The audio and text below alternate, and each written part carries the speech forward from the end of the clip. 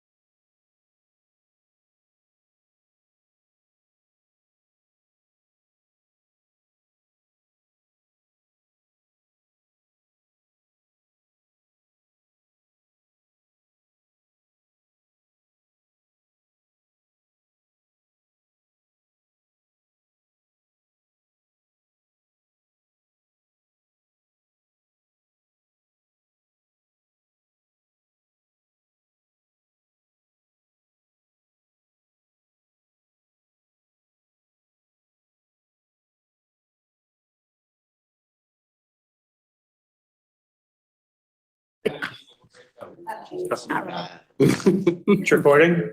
Never mind. Very good. All right, we will now return to our regular meeting. We've already done the pledge and a roll call, so we are going to move on to agenda item 3, which is approval of agenda. Are there any changes that anyone needs to make or any queries or anything on the agenda? Seeing none, I'll entertain a motion to approve. So moved. Second. Any discussion? Motion by Councilor Page, second by Deputy Mayor Rada. Seeing none, all those in favor? Aye. Motion carries unanimously. We will move on to awards and proclamations, which we have one tonight. Tonight, we're going to do a proclamation in honor of National Recreation and Parks Month, which is going to be in July. A proclamation. Whereas the inception of the Newington Parks and Recreation Department in 1956 aimed to enhance the quality of life in Newington by fostering a vibrant environment for living, working, and recreational pursuits. And whereas July is officially designated as National Recreation and Parks Month by the National Recreation and Parks Association, NRPA. And whereas the Newington Parks and Recreation Department evaluates the benefits to the residents of Newington in 4 categories: benefits to the individual, benefits to the community, benefits to the environment, and benefits to the economy. And whereas the department significantly impacts the lives of all Newington's 30,000 plus residents through its diverse array of programs, events, park maintenance, and other offerings. And whereas our mission is to unite business education and social services to deliver accessible and exceptional programs, parks, facilities, and services to all individuals. And whereas the Newington Parks and Recreation Department presents over 1,000 programs annually to Newington residents, resulting in more than 8,000 registrations. And whereas the department hosts numerous events throughout the year, earning accolades such as the prestigious Program of Merit Award from the Connecticut Recreation and Parks Association for its Night of Light special event, and the Exercise the Right Choice after school program. And whereas the Recreation Division accommodates over 100,000 visits each year to the Mortonton Community Center. And whereas the department has established vital public-private partnerships with various organizations and businesses in Newington, Connecticut, and neighboring areas, contributing to the success of our events and programming. Now, therefore, be it resolved that the Newington Town Council acknowledges the indispensable role of Parks and Recreation in our local communities and joins with every resident of Newington in celebrating the remarkable accessibility and quality of the Parks and Recreation Department's programs and facilities. Dated in Newington, Connecticut, this 20th day of May, 2024. Second. All right, motion and a second by Councilor Menke. Any discussion on this? Councilor Draco. Yeah, just briefly, although July is the Parks and Recreation Month, a national celebration, I think we have extra special reason here in Newington to celebrate our exceptional Parks and Recreation Department for the work that they do for the residents and also for the surrounding communities who take part in a lot of our celebrations. So I certainly hope that our Parks and Rec Department, under the leadership of Bill DeMayo and his staff, will enjoy the recognition of the month and know how important they are to Newington. Councilor Page. Thank you, Mayor. Everything that Councilor Bedrejko said, just to say again, we appreciate everything Park and Rec folks do from their leadership on down. It really does enhance our quality of life in Newington for all the reasons that we know in terms of being in a very densely populated environment and lots of cars, lots of traffic, lots of noise and close proximity. When we have a park to go to and enjoy that and benefit and recreation, it's good for our mental health, our physical well-being, and for everyone. So thank you, Park and Rec, and all your wonderful work. Page. We have a motion on the table and a second. Any further discussion on this? Seeing none, all those in favor? Both? The motion carries unanimously. Congratulations, Parks and Rec.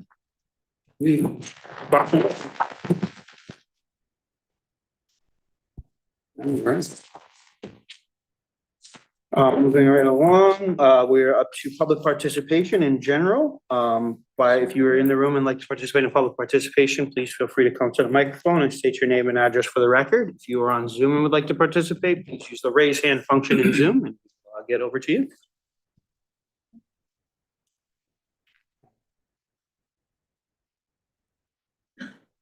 All right, seeing none.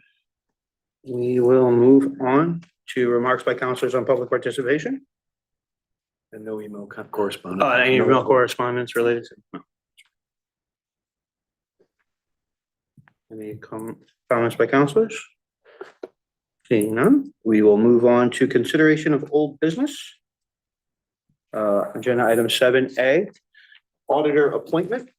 We had heard about this last week from Janet Murphy. Is there any further questions or discussion from the council on this? All right. Deputy Mayor Rada, would you mind reading the resolution?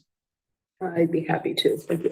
Resolved for section 610 of the Newington Town Charter, the firm of Clifton Larson Allen LLP, formerly Bloom Shapiro, is hereby appointed as auditor for the town of Newington for the fiscal year ending June 30th, 2024. Said firm agrees to file a complete report on or before December 15th, 2024. Second. Motion by Deputy Mayor Rada, seconded by Council Floyd. Any discussion? Seeing none, all those in favor? Aye. Any opposed? Motion carries unanimously. We are going to move on to agenda 7B, transfer code school compliance surplus general fund. This is an issue that we have talked about a lot since we've been in this council over the last several months, and have to see we are moving forward. Councilor Mackey, would you like to read the resolution? Oh, sure. I have nothing to live for now. Certification, in accordance with section 808 of the town charter, I hereby certify that there exists free from encumbrances in the following appropriation, the CIP fund, the amounts listed below. Account number 30900-88931, title OCR compliance, amount $23,165. Janet Murphy, Director of Finance. Resolved, the Newington Town Council hereby transfers the above certified funds in the CIP fund to the following general fund account. Account number 101517001, transfer from CNRE, amount $223,165. Second. Motion by Councilor Mankey, seconded by Deputy Mayor Rada. Any discussion on this? Councilor Mankey? Just quickly, I would just be remiss if I didn't point out, this has been a year in the making. We've had money in a fund that wasn't being used, and it took a year to get it moved from a fund to a fund where we could actually make use of it. I think that's deplorable that it's taken this long to get done. It's no offense to Director of Finance. She's done all she can to get, but they have money sitting on it in a fund not being used. None of us would allow that kind of a balance in our checking account because we didn't feel like transferring it. It's just ridiculous. So I'm glad this has been done, but it's certainly been a while to have this done. Thank you, Councilor. Any further discussion? We have a motion and a second. All those in favor? Aye. Any opposed? None. Motion carries unanimously. We are going to move on to consideration of old business, agenda item 7C, property acquisition for emergency operations center, town department use. I'll just sort of initiate this, so we'll set this one up. I wasn't really prepared to vote on this tonight, and after some of our technical difficulties, I think it was clear that this was not something we were in any position or was appropriate to vote on tonight. So with that, I'm interested in hearing other people's thoughts, opinions on this, but I am looking forward to further discussion from the public and hearing what they have to say. Open up to further discussion. Deputy Mayor Rada. Yes, I agree. I was pleased to see the number of people that came out tonight. And we take to heart what people have to say. That's why we invite you to come for public participation, whether it's in agreement or not. We need to hear what everyone's opinion is, what everyone's concerns are. I feel as though we have been this has been in the works, as you all know, for quite some time, years. And we are working very hard to resolve this, to do the best, to do due diligence and to do the best that we can, keeping in mind the needs, the resources, and the future of our community. That said, I agree with Mayor Trister that This needs further consideration. I am not ready to move on a vote tonight. I think there are other questions to be answered, other considerations to be made, and I really do feel that I want more time to consider what we're doing and to be able to provide the responses and the answers that some folks did request and did ask when they came forward in public participation. Deputy Mayor. Councilor Floyd. Thank you, Mayor. Just echoing much of what Deputy Mayor Rada said. I was also not in a position to vote this evening, and so I'm glad that we are going to hold another public hearing, particularly given the technical difficulties, and go from there.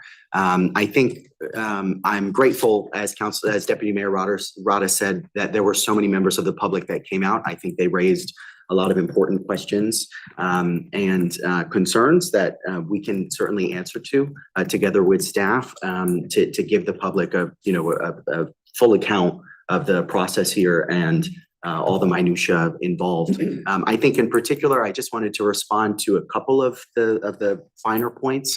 One was around the green space. I know that some folks directly abutting the parcel were concerned about retaining that green space. The town, from our discussions with staff, has no intention whatsoever to disturb that green space in purchasing this parcel. There's no new space that's going to be built there. There's no new building that will be erected there.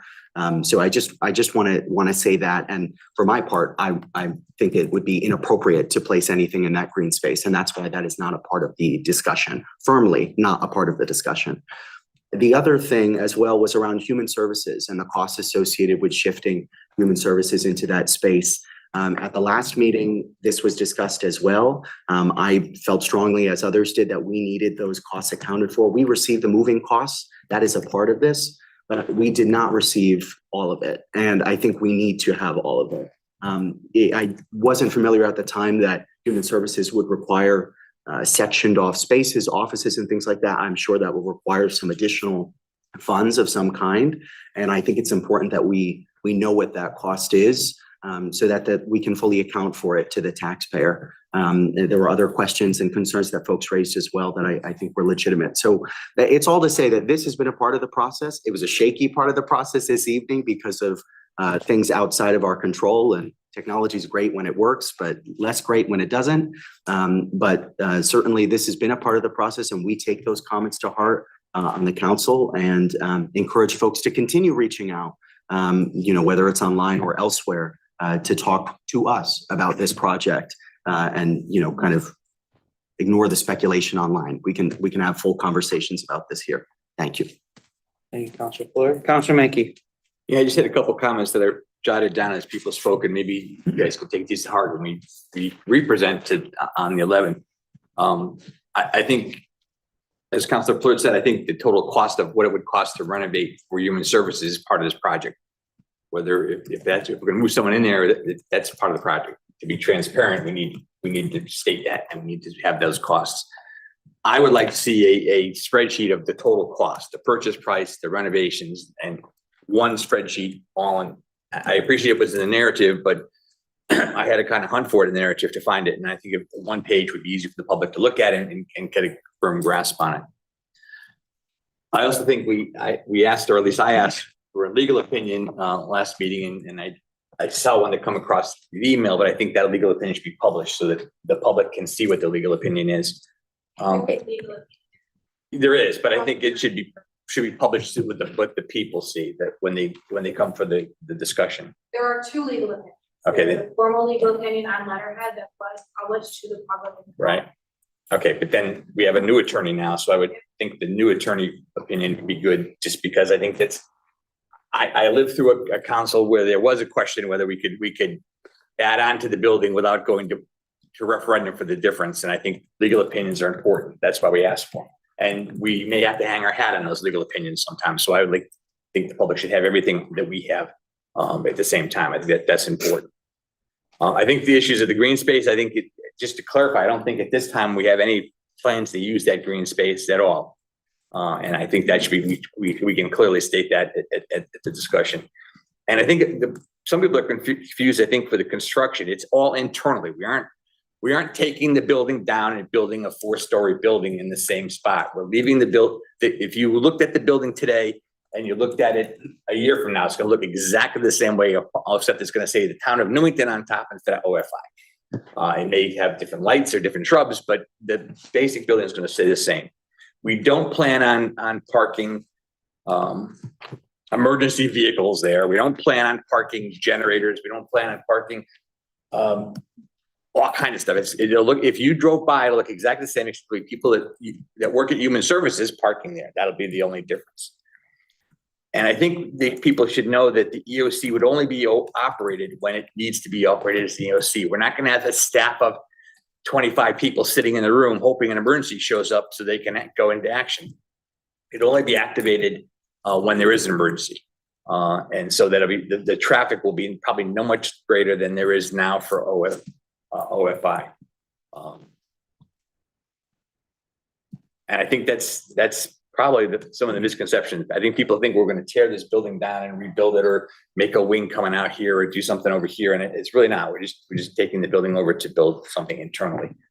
And I think there will be no equipment storage. It'll just be the regular cars that people would park it for Human Services. So there might be a few more cars there, but not that great. And it won't be sirens going up and down the street, because the EOC would only be used when there's an emergency, when there'd be plenty of sirens going up and down the street anyway, because it'd be an emergency. It'd be snow trucks or snow plows and all those things.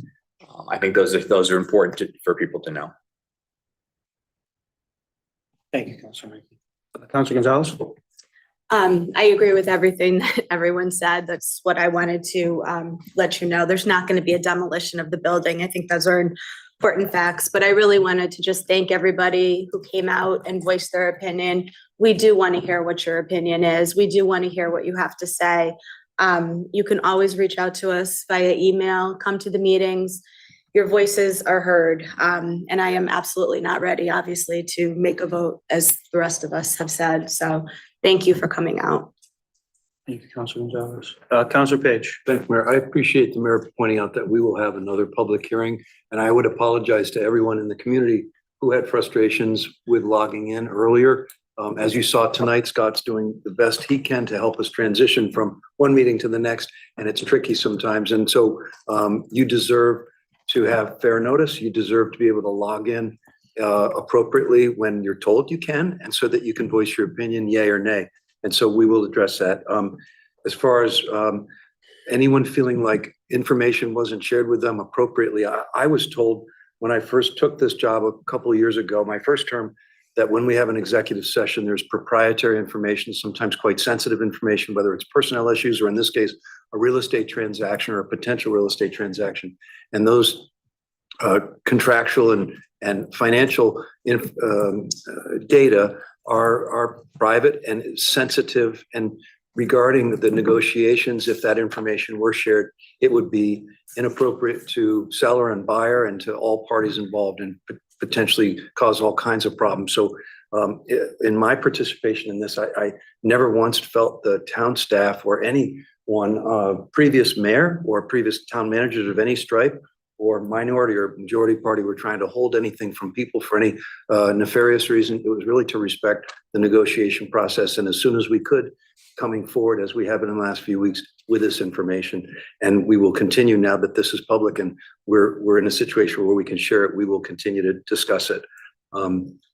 I too would vote very strongly and loudly against touching that beautiful wooded space between the OFI building and the other residential area, where, as we all agree, and we sit on committees where we talk about green space and conservation, we've got precious little here, and we'll do all we can to protect that for creatures and for greenery and so forth.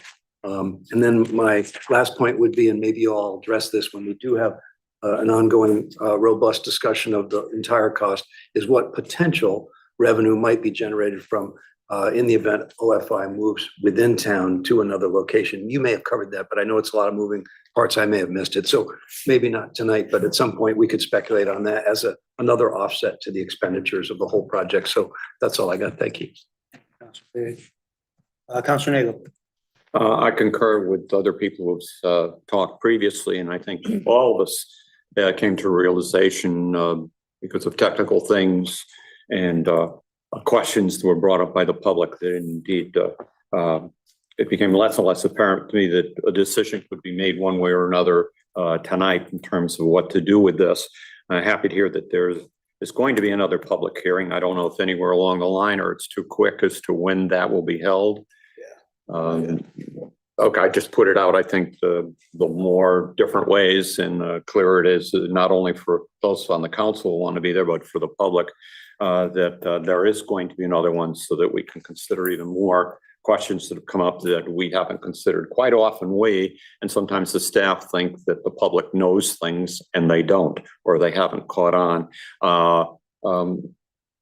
Councilor Mankey's comment about having a concise chart, even more so, and you did a wonderful job today in terms of explaining it, but I've seen it in different forms before, but the public has not seen or needs a clearer chart presentation that they can see, because their eyes may not have looked at it before, may not be have as much background and information and concern that all of us have had here concerning this property or whatever we wish to do. I thank the public for coming out. There are questions that are being given that we know the answers to, or we have been told, but evidently the public hasn't. And not only has it been people I've not seen before, but those people that I have seen. So there still is some more clarity that needs to be done, and we should never, once again, I think I've said this before, never assume anything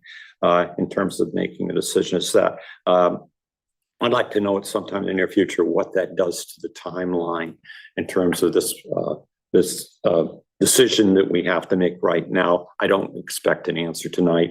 I think it would be fair to do that. Once again, I'd like to thank the staff for the work they've done, no matter tonight and no matter how this process turns out. A lot of hard work has been done, and well, we will see as the next public hearing comes along, and when it does come to a time where we on the council need to make some kind of decision here in terms of the property, not the concept, but just the property. But I'll leave it there at that tonight. Thank you, Councilor. Deputy Mayor Rada? Yes, I wanted to add to the comments that I made previously.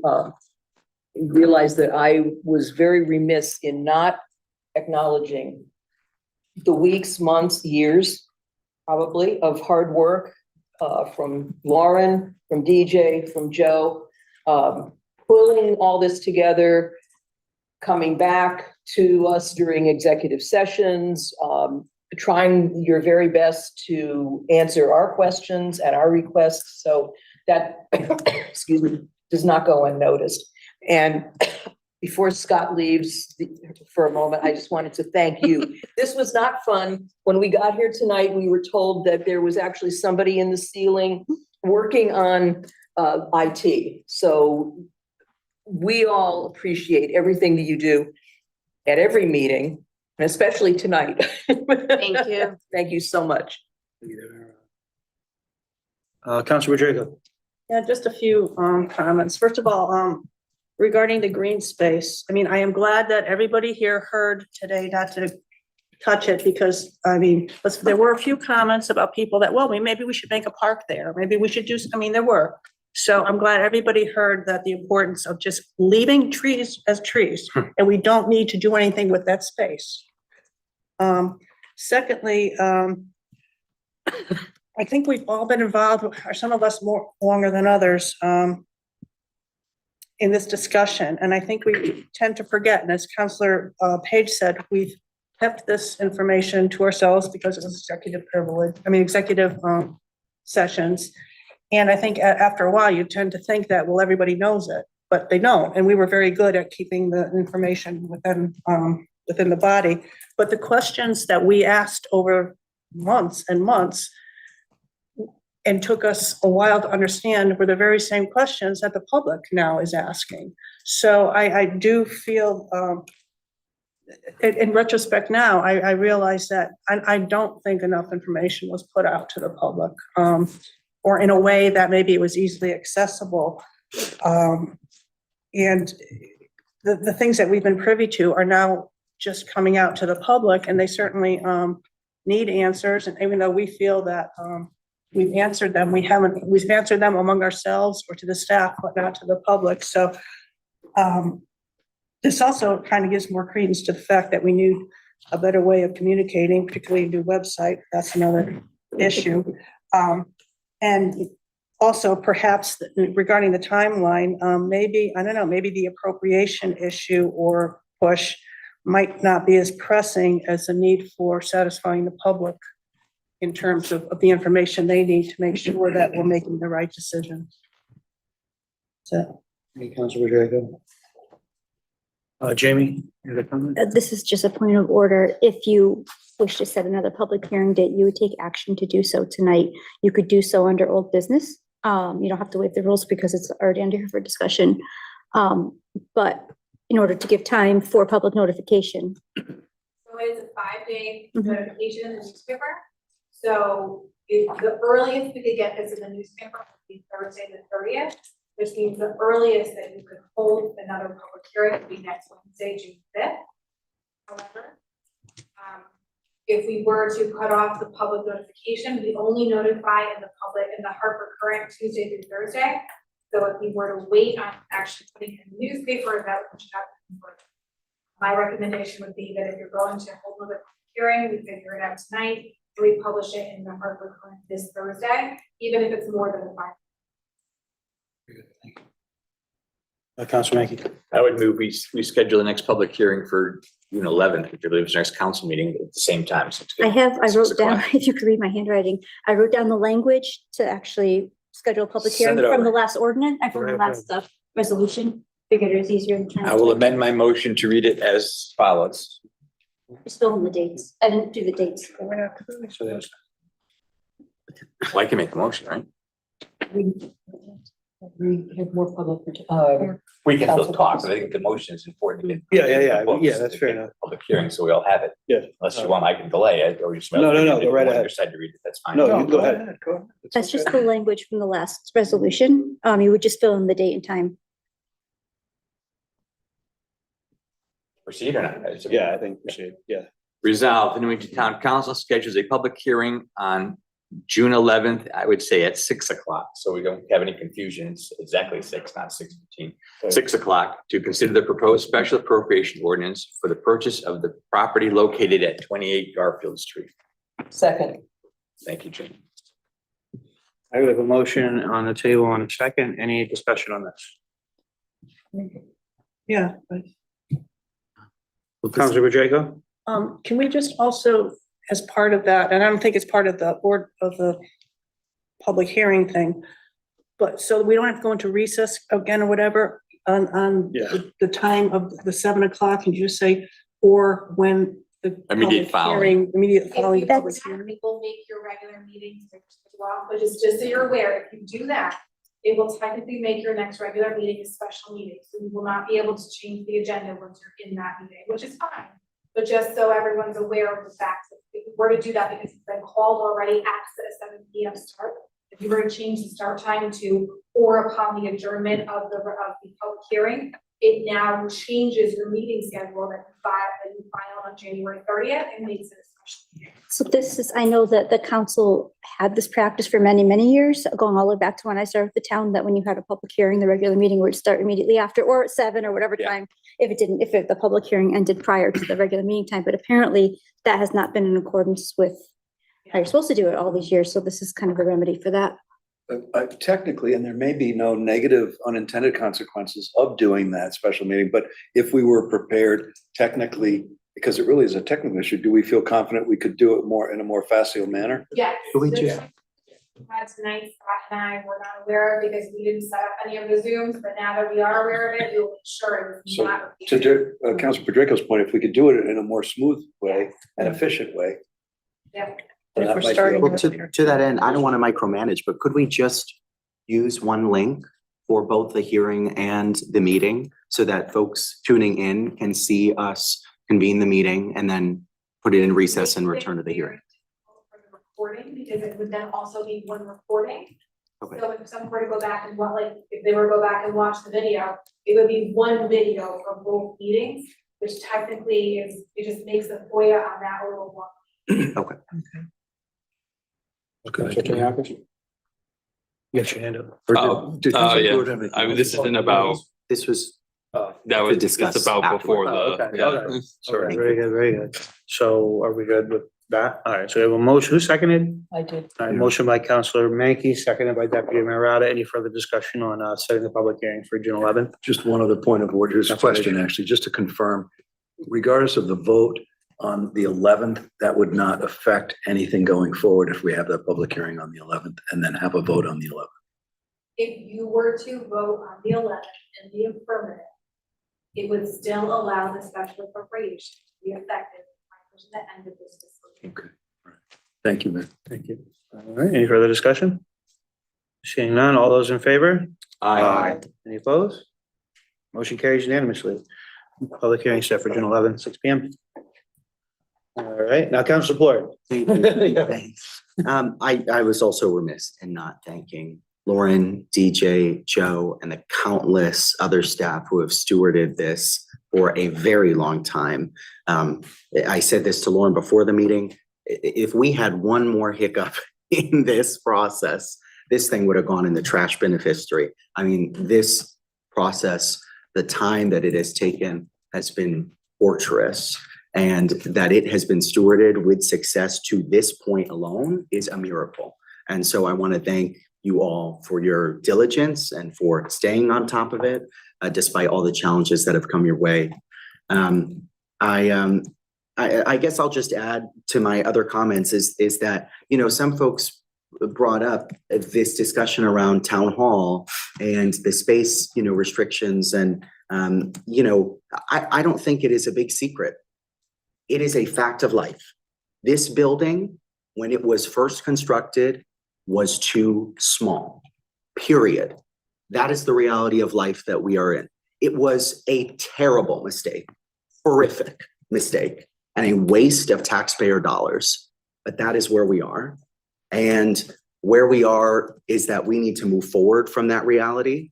And when Human Services occupies a space the size of a garage for a town of our size with our need, that is a travesty. And so that's just the reality of life. And, you know, as much as I'd like to go back in time and have a different building that accommodated those needs that we didn't have the, you know, outgrow within the immediate moving in, as much as I would love that, we can't. And this space is the cards that we were dealt. And so I just want to say that because, you know, as much as the EOC is the central focus of this project, yes, there is another ancillary benefit, which is expanding that use of that space to accommodate our needs in town hall. And that is not a want, that is a need. And there's a lot of discussion that can happen around the minutia of this project, and it should. And there are a lot of important questions that need to be answered, and they should. But let's be real about that. And I think we are being very transparent about that from the very start. So I just want to say that for the record and affirm that concern, because it is real. Thank you, Councilor Floyd. Councilor Taniakis. I agree with pretty much everything that's been said. I think that we could use a little bit more detail about the small costs that go into this, especially something that's easy to read and mapped out for the public. I think that Human Services absolutely does need more space, and I think that they would appreciate having their own space in the OC. I did want to address a few things. I'm thankful that the fire department is very willing to offer up some of the space that they have, but I think the entire point of this is so that there's a single dedicated space solely used for emergency operations that we could, you know, get to at any point in time. And then I also want to address something that someone had said. There was a flyer that went around, and I have no idea who was passing out these flyers, but there's no intention to move the pool over to this lot either. I know that was some concern, but it's definitely, it's not been a conversation amongst any of us here. So I just wanted to make sure that was said too. Thank you, Councilor Taniakis. Councilor Mankey. I think it'd be remiss if we didn't mention that we did get a favorable report from TPZ on our 8-24 referral. So I think that we should be included in the packet. The TPC found no problem with the purchase or the renovations to the building, so. I think it's important to know that we did get an answer back. Thank you, Councilman. I agree completely on that. I actually think, I attended the TPC meeting, and I think, it's important that we note in this project that this project is very consistent with their plan of conservation and development, particularly a section of plan of conservation and development that implores the town to consider buying adjacent properties for future expansion. So that is part of it. So I think that would be good to have that in the back for next time too. Any other discussion on this tonight? All right, we will leave it on the agenda till the next meeting, and do we need to vote on that, or we just leave it? Very good. All right, we will move on to old business item 7D, LGBTQ plus Pride Month. We talked about this at our last meeting and indicated that Newington has never really done anything to acknowledge Pride Month or Pride celebrations, and we'd like to see something established this year. So we do have a couple of things that we are looking at, and I'll start with a proclamation. Proclamation. Whereas the Town Council of Newington welcomes and encourages diversity and inclusion for all members of our community. And whereas June 28th, 2024 marks the 55th anniversary of the Stonewall Uprising in New York City, which sparked the gay rights movement. And June is the nationwide month to recognize the contributions of the lesbian, gay, bisexual, transgender, and queer plus LGBTQ plus community. And whereas celebrating Pride Month raises awareness and provides support and advocacy for the LGBTQ plus community, it is an opportunity to become educated, engage in dialogue, strengthen alliances, and build understanding. And whereas, while there has been remarkable progress towards acceptance and equality, members of the LGBTQ plus community continue to face discrimination, intolerance, and hate. And whereas, by protecting the rights of every individual, we enhance and strengthen the value of everyone throughout our entire community. And whereas individuals of this town who identify as LGBTQ plus have made and continue to make vital contributions to every aspect of our town, including the fields of education, law, health, science, business, research, economic development, architecture, fashion, sport, technology, music, civil rights, and politics.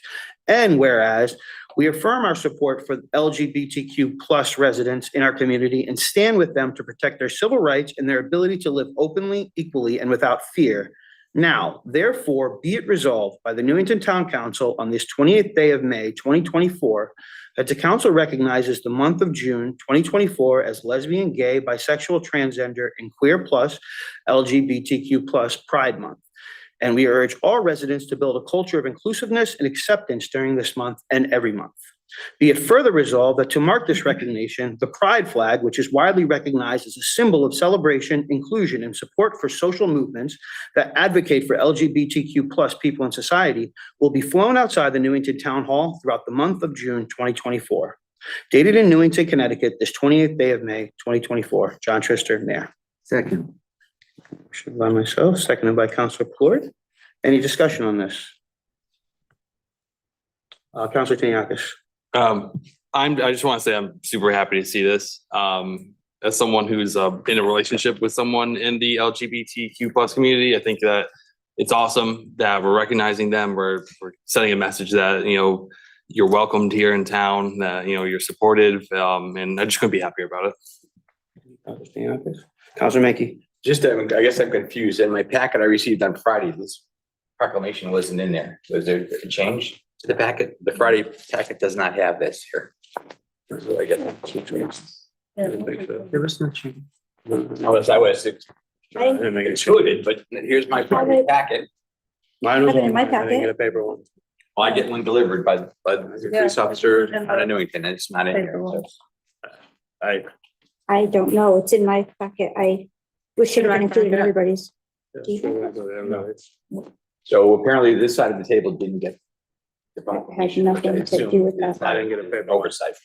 Not intentional. I think that was. I have no objection to the proclamation. I just think, again, procedures and policies, we should all be and have the same information so we could all If I may, Counselor, if you can, if you go online, I understand you receive a paper copy, as do I.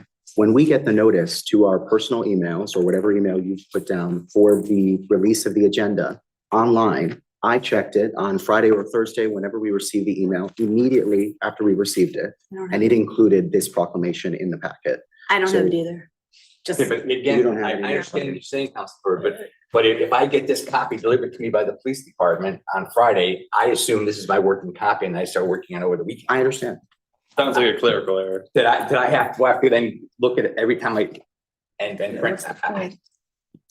I just wanted to point out, it wasn't just that side. I thought it was in here and it's not. I don't have it either. I was missing the back of a page as well. I was So I missing the think, back of the page. so too, I which think that which- there might have been a problem with this which, yeah. printing or Well, something. because the proclamation's on the back of the page, yeah. So maybe that's No, what it's- happened, I don't know. but I did not have it either. So, but I'm very much happy and in favor of this. I think it's I'm excellent. not opposed to it. Yeah, yeah, yeah. Get me, I hear you. the procedure is important to me. I knew you were gonna say that. Procedures, we're just gonna wing it, and that's not how I think. Well, it does appear as this was followed by procedures. It is posted on in the agenda packet that was posted online for the public to read. I recognize that some people got paper copies that were missing some. However, the public was available to view the agenda in its entirety.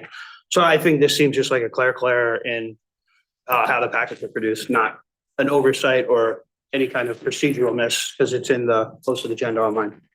I wonder if it was a copy machine issue, if only a couple people didn't get it, because I wouldn't have known it wasn't in there. It's in my own. Yeah, I get it. I would have I get known it. to ask you, because I didn't, Right. I didn't see it, so. Yeah, I get it online, so I didn't even think. But we're all in agreement, right? There was Yeah, no, Yeah, there's no, I'm not opposed to it, I'm Very saying. yeah. Okay, Not very sure good. the copy is.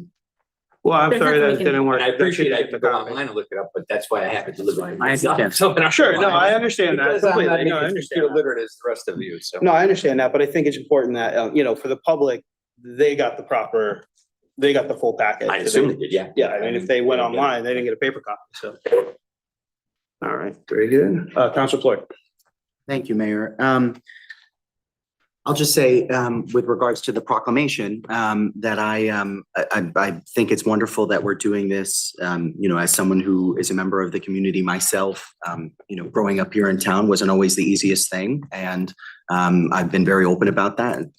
Sometimes it's still not easy to go down the street walking with my boyfriend to Goldberger's and I have to look behind my back. So we have strides to make still as a community, and a flag raising is a wonderful first step to recognize and affirm the right of every resident of this town to live free of discrimination, intolerance, and hate. And so I'm really pleased to see this, and thank the mayor and others for advocating to push this forward. So, Councilor Page. Thanks, Mayor. This today is one of the reasons why I got into politics. I had never been in politics prior to 2021 when I ran for office. I was inspired because of what I've seen since 2016. And then President Trump got into office, and his acolytes have been given a green light to openly and unashamedly hate people and spread from Florida to Texas and other parts of this country legislation that is clearly hostile to and is causing the injury and death to transgender people and other people in this community. I feel inspired more today to be in this office and to be doing what I believe is the right thing, which is to push back against hate and fear and ignorance. We need to educate people. People need to read.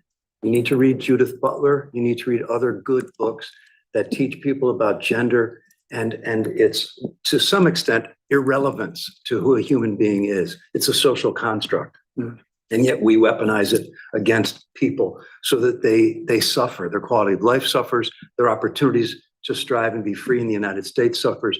And they are murdered. They're still murdered and they're excluded.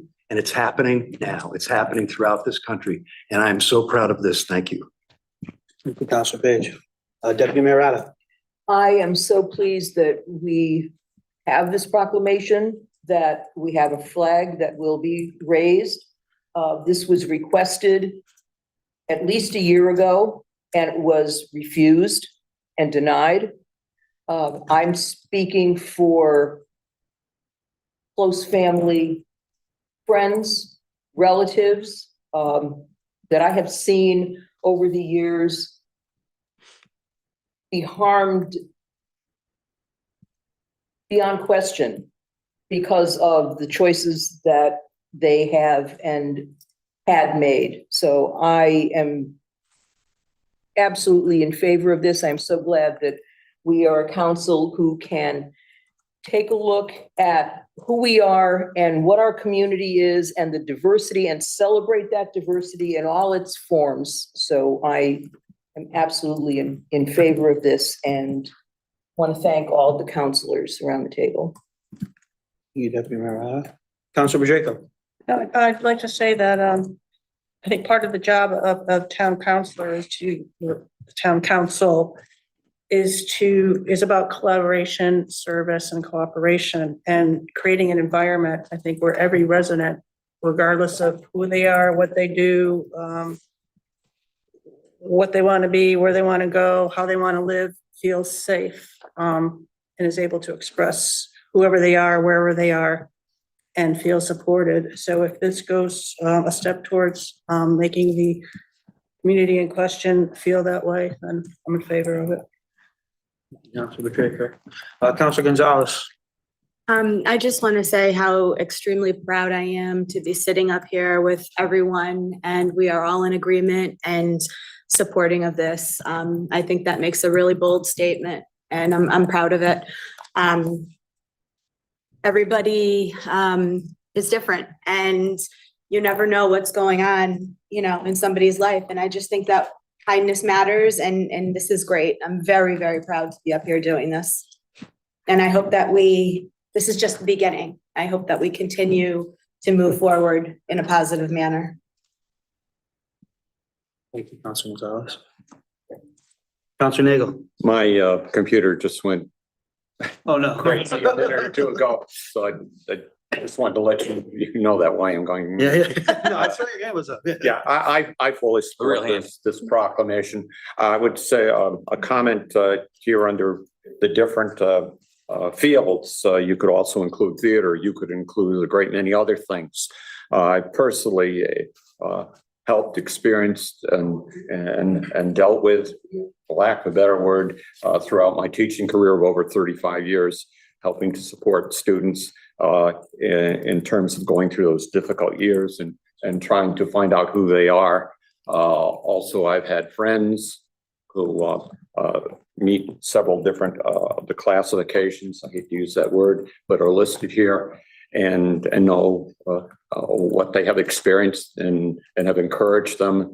And in this town, experiences of those who have transgendered or have had felt not to be equal for various reasons.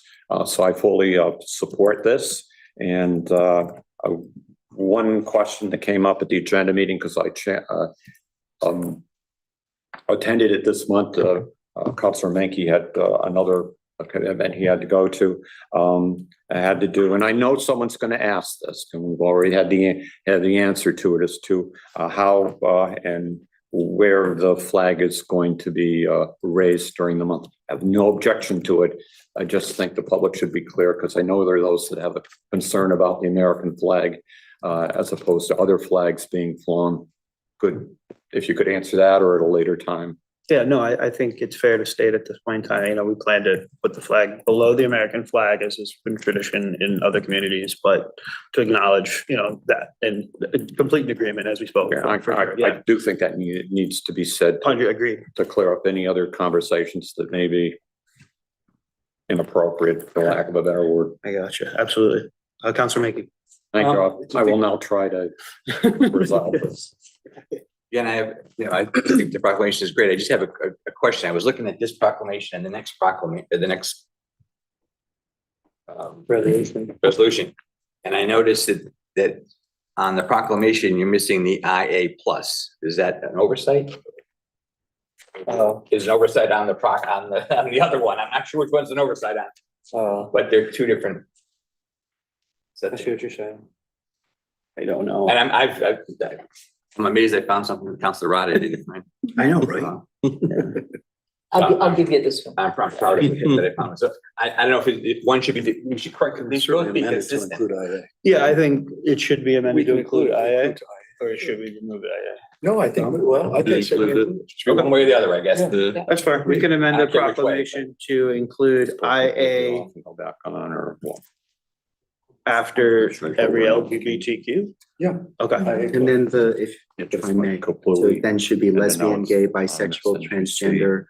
transgender, queer, There's intersex and asexual plus, Okay. IA plus. We can amend that. Yeah, as the motioner, I approve those amendments. How about as the As a second? second there, I approve. All right, very good.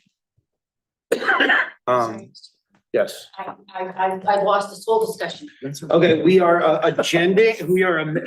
amending the original proclamation in the areas that we state LGBTQ plus to include IA. And so that means in the second bullet or whatever it is, whereas, there you go, in the second whereas, we will put gay, bisexual, transgender, and queer, intersexual, oh yeah, gay, bisexual, transgender, queer, intersexual, asexual plus. And then in the, And the be it resolved. and be it resolved, we will do the same thing, lesbian, gay, bisexual, transgender, queer, intersexual, asexual plus. Thank you. And I approve that amendment to the agenda, and Council Floyd approved the second. Okay. A second.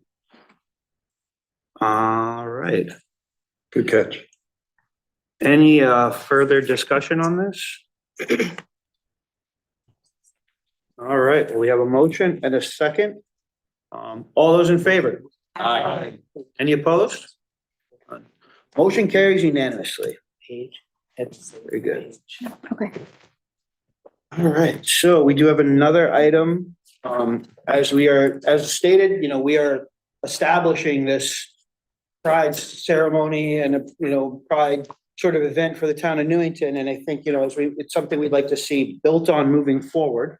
So we do have a plan to create a town of Newington Pride Committee that can be served on and will be ongoing as part of our town government to help promote different events and different services going forward.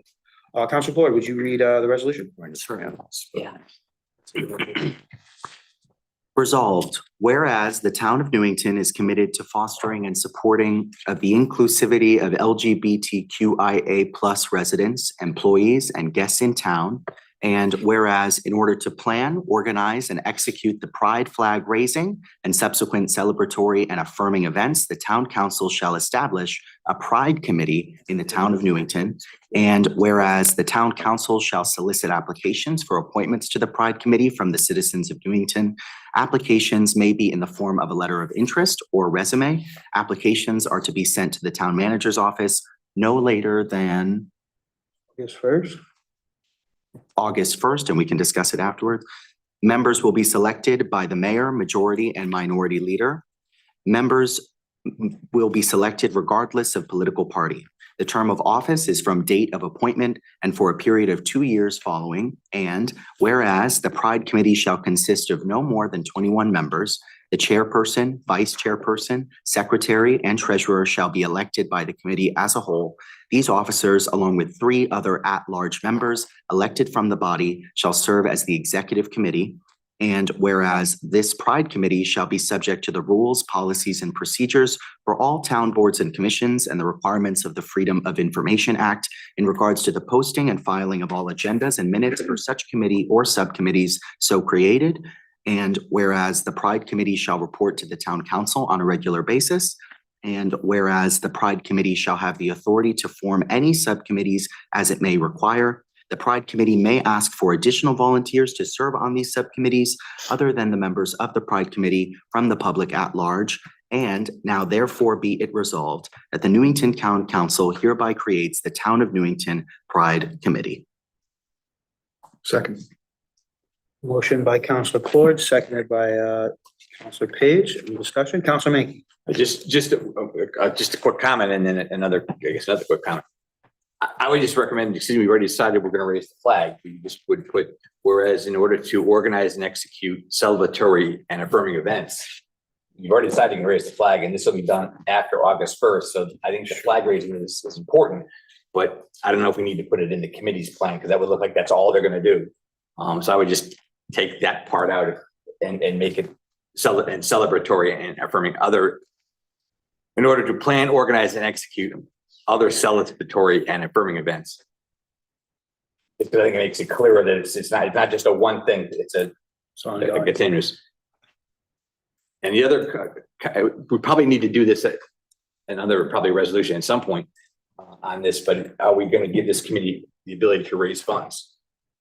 And if we are, we probably should somehow spell that out, because I think if they're raising funds on behalf of the committee, they're raising funds on behalf of the town. Right. And we need, Janet needs to set up an account to put the funds in, or some kind of bank. And I know we had this discussion with the 150th, they kept a separate bank account, but they had to report to Janet where the money went and how it was spent. Otherwise, you don't want somebody, go off and just start raising funds and nobody knows where the money goes. We already have that for nature. Do you have language to propose to? I don't now, because I have other things and stuff at home, but I think we should have some, and we can do that after. Yeah, That's a good point. No, it's a good point. Just so that whoever raises funds, whether it's treasurer, doesn't get stuck onto the hook and say, okay, you raised $300, where is it? And I don't know where it went. It's okay, you're gonna go, you're gonna That is in front of council. Absolutely. So I think it's just to spell it out. It No, makes it's a it good easier. point. It's a good point. Thank you, Councilman. Councilor Draco.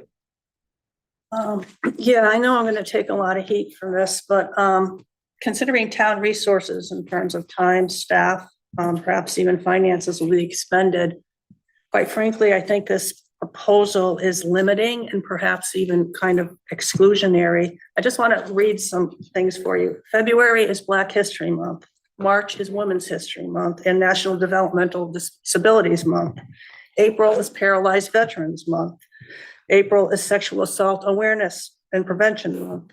April is National Child Abuse Prevention Month. May is Asian American and Native Hawaiian Pacific Islander Month. May is Mental Health Awareness Month. May is Jewish American Heritage Month. June is LGBTQIA+ and Pride Month. July is Disability Pride Month. September is Hispanic and Latinx Heritage Month. September is National Suicide Prevention and Awareness Month.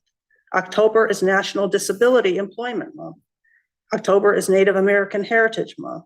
October is National Breast Cancer Awareness Month, Mental Health Awareness Month, and Domestic Violence Awareness Month. November is National Alzheimer's Disease Awareness Month. This is just a sample of the number of special months that has been nationally or set aside in days. As I said earlier, I think a local government is about collaboration, cooperation, and service, and making sure that every resident feels included, safe, and able to do, regardless of who they are, how they look, race, gender, disability, how they identify. It's our place to keep them safe and feel included. The LGBTQIA plus community is no more or no less deserving of a special commission to commemorate and celebrate and bring awareness than any other groups who felt marginalized, who's felt invisible, and who's felt discriminated against. The only way I think I can support a commission like this is if we make it a little bit broader and a little bit more inclusive, rather than just having one commission be dedicated to supporting, celebrating events, whatever, for one particular marginalized or discriminated group. I'd prefer to see maybe a recognition and awareness commission where the duties are to acknowledge and celebrate every month, either whatever that particular flavor of the month is, or the days, Disabled Veterans Day, Alzheimer's Day, AIDS Awareness Day, whatever. Personally, I think this is limiting and exclusionary, and I prefer to see a committee that's a little bit broader to celebrate and recognize and also do educational awareness of all the groups that have felt at some point need broader exposure. Thank you, Councilor. Councilor Floyd. Thank you, Mayor. I agree with Councilor Petracco. And I think to a large extent, you bring up really important and substantive points. I would love to see a diversity, equity, inclusion committee in this town to focus on the wide array of communities that have been marginalized here in Newington and across the country. A lot of other communities have those kinds of committees in addition to having a Pride committee. That Pride committee is often focused on Pride events, whether it's a parade or a march or something else, a flag raising. It's focused on those specific events because there tends to be specific production around those kinds of events. While there still exists that diversity, equity, and inclusion, or whatever other name for that kind of other committee to serve the functions that you, I think, importantly bring up. We have a human rights committee here in Newington that I think it would be great to do a lot of that work. But I'd certainly be interested and be open to having an additional committee to do that work as well. So I agree with you. I'm going to go ahead and support this resolution because I've seen those other models in other towns that have focused on these kinds of Pride committees in addition to those other committees. And I'm happy for my part to revisit discussing other infrastructure that we can create for exactly the purpose that you identify, because raising and emphasizing the rights and inclusion of some groups, of course, does not preclude us from recognizing it for other groups as well. So happy to discuss that further. Councilor Tiniakis. Yep. Going back to what Councilor Menke had said, I think we should actually leave the language in executing the Pride flag raising because, this year we're deciding the date that the flag goes up, but in the future years, it should be under this committee to decide that. So I think that leaving the language in there is fine. I mean, this is the first year that this council in town felt the need to do this. So I think it's a little different. Past years, it wasn't a thing. This year it might be. So I think leaving the language in there, considering the future, would probably be a smart thing to do. That way we don't have to be charged with picking a date. We could let the committee do that for the time to come. And then as far as having a broader committee to address all types of definite recognitions, honestly, I'm in favor of just having 20 committees. I don't see the point of not letting a specific group have their own set committee. So if you want to have 20 committees for each kind of month, I'm here for that. I think it's a good, something that we do would take a lot of effort, but I'm here to put the effort in. I just don't see the need to take away from one, acknowledging one group doesn't take away from another group. So that's my thought. Thank you, Councilor. Councilor Page. Thanks, Mayor. I would agree with you, Councilor Petracco. I think recognizing all those groups is critically important. And I would agree with Councilor Tiniakis. It isn't a zero-sum game. All boats can rise with the rising tide.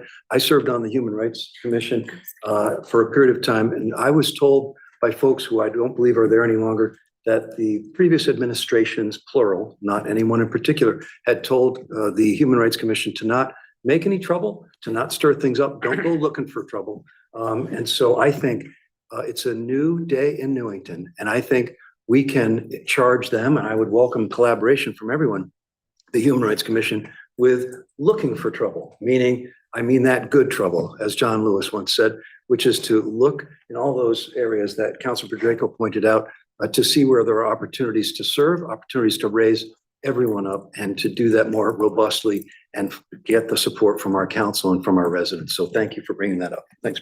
Thank you, Councilor Page. Councilor Petracco. And I'm still, again, I'm not in favor of having 20 or 25 or 30 committees. Volunteer time is limited. Staff time is limited. I believe sometimes working cooperatively, you could build more, you can be more inclusive. You're not in competition with other groups for staff, for resources, for park events, whatever. I believe one committee can more than adequately, I believe, serve their first charge would be, perhaps, LGBT doesn't have to be limited to June. They can have an event in August, September, October. They can have they could have events throughout the year, but there can also be this same group whose believes in diversity, equity, and inclusiveness. You're going to have a group of people who will know how to run an event, will know what some of the issues are, will be able to work together and get the town involved in a collaborative and cooperative basis, building an environment where everyone gets a chance maybe to come before this one commission and say, hey, I'd like to see maybe, we can have a proclamation for this, a proclamation for that, rather than wanting to 25, 30 different groups. I really think this is the home. This is a start. This is a home for it. And I'd like to see it a little bit more inclusive than just limited to one group. And I'm just sorry if that's my opinion. Counselor. Counselor Nagel. Yes, I agree that indeed there are other groups in town that have been mentioned that indeed deserve to be recognized as well. To state it in another way, you're kind of opening a Pandora's box unless you have some kind of organization or some kind of process of dealing with this, having to come back to the council every time when another group of some sort who deserves to be recognized comes. So I do understand that. I do appreciate this. The one little quibble I have with it is that it was not presented at the agenda meeting that I attended. I did see it on Friday. I was surprised when I saw it there. And also some of the questions concerning how accountability, funds, numbers of people could have been discussed at the agenda meeting to clarify. Councillor Menke had mentioned about numbers of people and the awkwardness that we found in terms of the 150th. They did a good job with what they could do, but there were certain things in terms of getting a quorum, of getting people to do different things. It just went on and on. So things were learned about that. And if we could have chatted about that in advance of the proclamation coming, it would have been specific and more clear to everyone. I do hope if this passes that indeed things are solidified somehow after the fact, so that we don't have something that is a noble cause and a noble recognition, and yet it doesn't function because we don't have accountability for any financial things, or we don't have any accountability for numbers of people who will actually do, as opposed to just sit on a committee. I realize every group is different and every concern is different. So those are my concerns. Once again, I'll leave it at that. Just wanted to add those points and to put my 2 cents worth in. Once again, I'm not against the Pride Committee. I'm not. So that is not a question that's coming up here for anyone, let alone for me, as far as I know. Thank you, Councilor Nagel. Councilor Gonzalez. I have a few points that I want to make. Councilor Badejko, I do agree with you that there are many different organizations that we can support. And I think that it's a great idea to revisit our human rights, which we already have put in place, and they could be in charge of doing that kind of a thing. With that being said, I think that that having this Pride Committee is important. I think that it is important to talk about or put somewhere how fundraising would be. It was done, as you said, with this 150th committee. Middletown has a gigantic parade coming up June 1st. They're able to do it. They're able to, raise money and do it without anything nefarious going on. And I'm not sure, if that's what was trying to be, put out there, but there's no reason why we can't do things correctly, keep track of, accounts. And I'm sure there's a way to do it. And we should look into that and make that happen. I fully support a Pride Committee, and I fully support charging what we already have in place with recognizing more things. Deputy Mayor Rada. Yes, A couple of suggestions. I've been listening intently to what everyone has been saying. There, to me, there seems to be a bit of work that still needs to be done on this resolution, adding some of the information that Councillor Mankey said is important, and I agree, is important to be in there. And we have a Human Rights Commission. The fact that the committee has felt over the years, they've kind of been hogtied and unable to do the work that many of the committee members would like to do. This is now an opportunity to revisit that, to speak with the committee, to kind of re-engage and re-energize that committee, to look into diversity, equity, inclusivity. And I see no reason why every month we don't have proclamations for, as Councilor Budrako was saying, these many important events, groups, institutions that need to be raised. So my suggestion is we table this resolution to be voted on at the next council meeting with additional and more concise and more appropriate language related to finances, and look at the description and charge of the Human Rights Commission and work to bring that now into 2024 and make this a commission that really does have work to do and is able to do the work that we want to see happen here in this community. If I could just ask, was that a formal motion? Or was that just a discussion? I would love to make it a formal motion, but I think there are other people that I have just want something to make sure. say. Absolutely. Councilor. Again, I wasn't insinuating that anybody on this committee would nefariously collect money and spend it. I'm just saying this, where the resolution reads, they're not allowed to collect money because they're collecting money on behalf of, this is a town committee. So it's not like it's a group of people that just meet on the outside and form a committee and let's just do this. This is a official town committee and they would not be, as it stands here, allowed to collect money or hold any funds. There is language, and if I guess if I had been the agenda setting and this had come up, which apparently it didn't come up, but if it had come up, I would suggest that we look at the 150th committee, because there is language there that says how they can raise money and how they have to report the money, so that it protects them in a sense. It doesn't necessarily protect the town; it just protects them. If they're collecting money on behalf of the town, there should be some kind of an accounting for it. I think And there should be some authorization to do that. To do it otherwise would leave it open to more trouble than we need. We can clear it up easily by just putting that in there. Well, that's why I'm suggesting that we table this and find that language. I do have the language. I sent it to myself. I'll send it to Jamie tomorrow morning. And if we need a motion after folks are finished speaking, I'll make a motion. I just briefly wanted to say that none of my comments that were made in any way implied or wish to imply anything nefarious.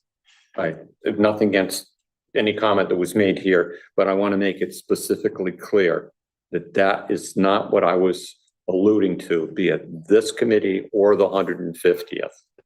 I've been accused wrongly at other times, and I certainly don't want that to continue or to come up again when that is not my intent at all and never was.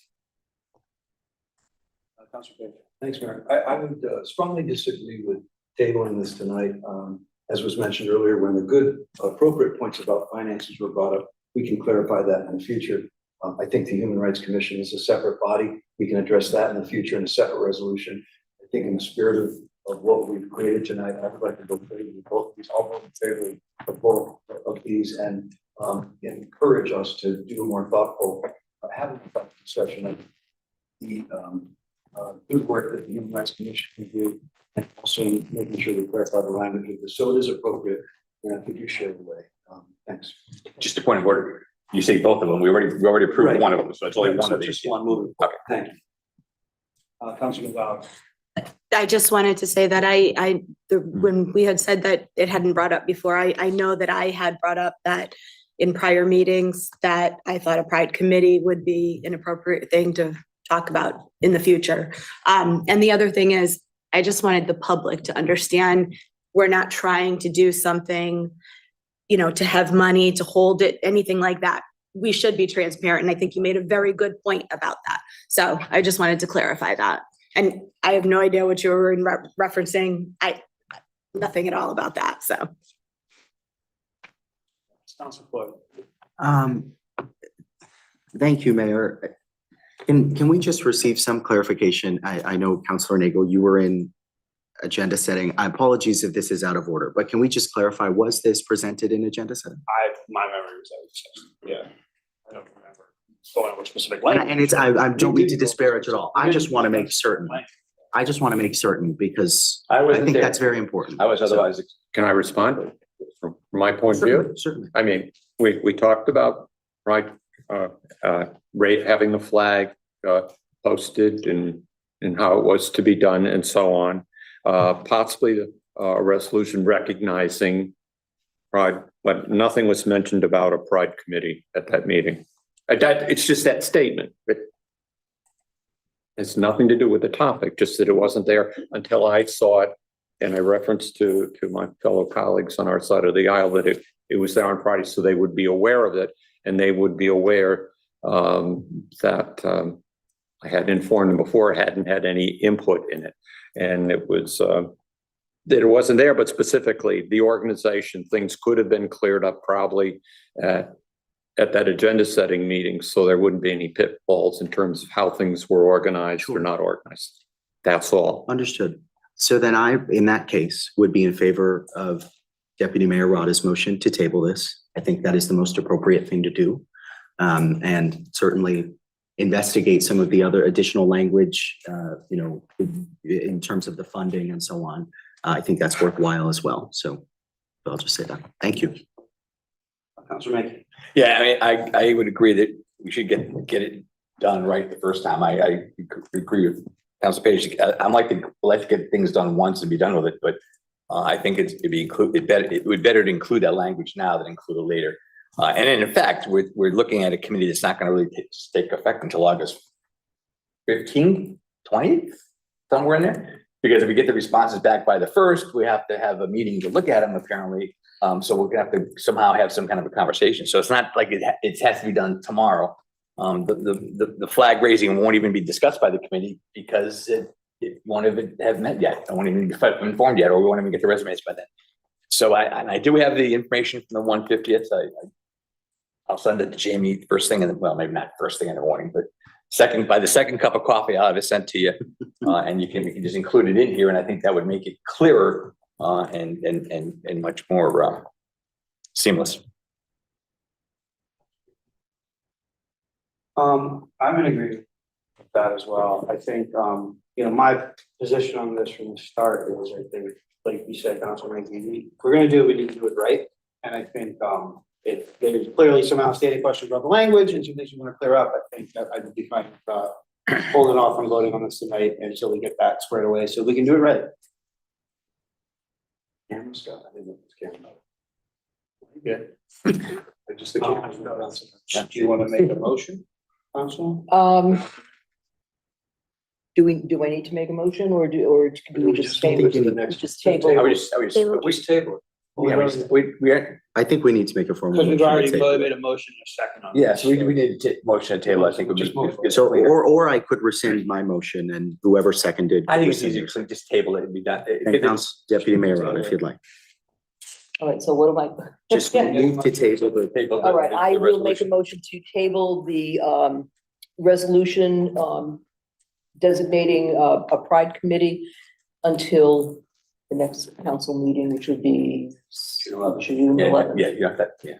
And within that point of time, we will have the additional language necessary. Second. Motion by Deputy Mayor Rada, seconded by Councilor Floyd. Any further discussion on this? Seeing none, all those in favor? Aye. Any opposed? All right, motion favorable. We are done with old business. Oh, sorry, we have one more old business item. Item 17, town manager search update. Not a tremendous amount to update from the last meeting, however, there was a meeting conducted and, we have, there's identified some top candidates that we are working on, moving on to the next phase and getting some interviews set up.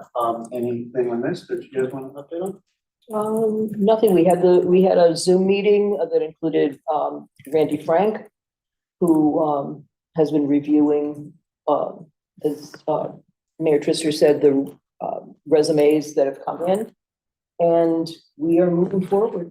And we're also, Mayor, if I may, as you and other committee members know, pursuing, through Heather's great assistance, folks from other towns can serve on a committee, an outside committee from the town, to give us another view of those candidates, those top candidates, so that we can have input from those folks, and we can do hopefully the best job possible to select the right candidate.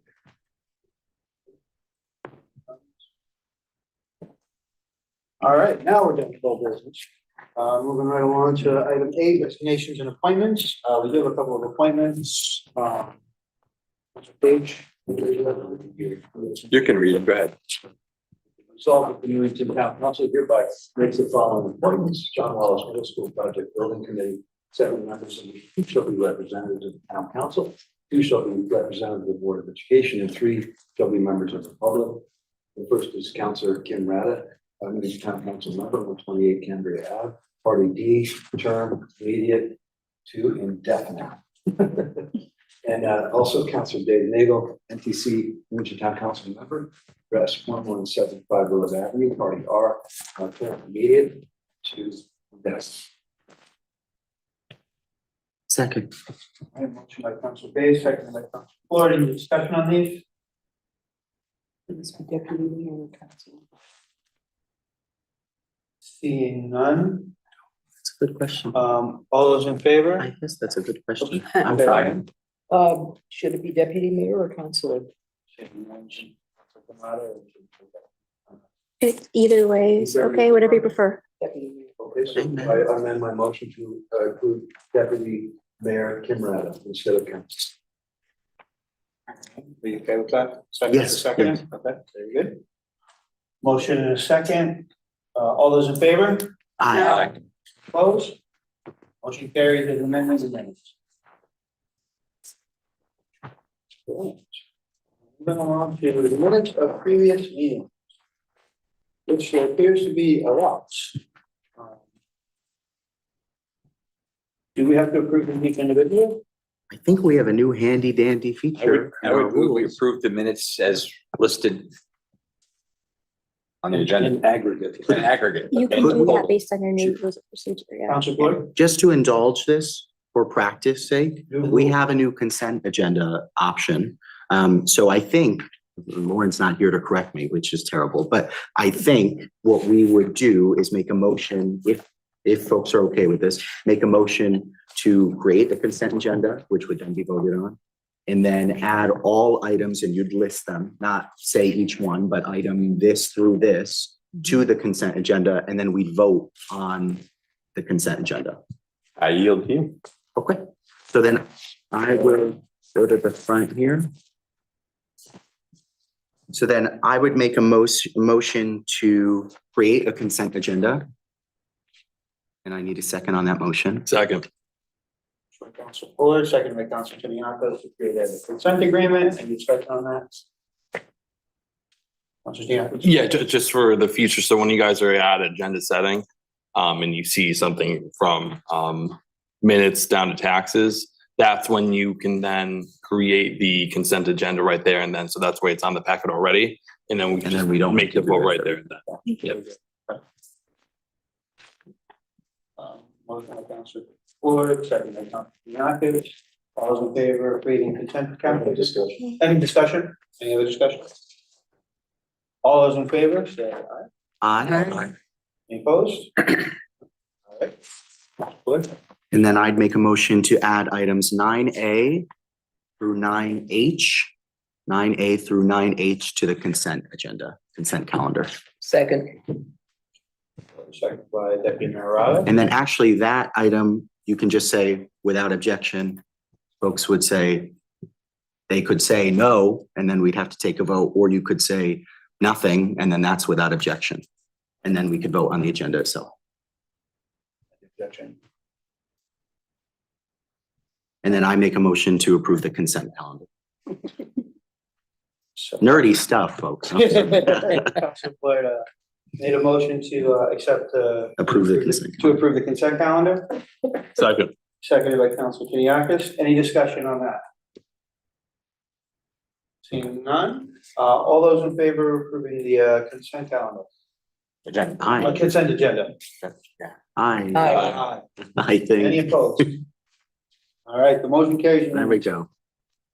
And all that at 9:30, The wow. minutes are approved. All right, so we are gonna move on to a consideration of new business. Agenda item 10A, a discussion on the Cedar Street Alumni Road intersection project. And we have an engineer here with us today. Thanks for hanging with us. If I may, while he's taking a seat, this is an informational item only. This is a project that was previously approved by the state DOT, and it's come time to schedule it. So in interest of getting as much information out to the public as possible, this is one of the steps in doing so in addressing the council tonight. But we will also be talking with the school, the high school, and, you know, all the other area businesses and locations to make sure everybody's aware. So we aren't voting on this ever. This was approved a couple of years back, but it's just coming to fruition now. So it's a state DOT Ever. project. Counselor Mankey, did you have the backside of the agenda on yours?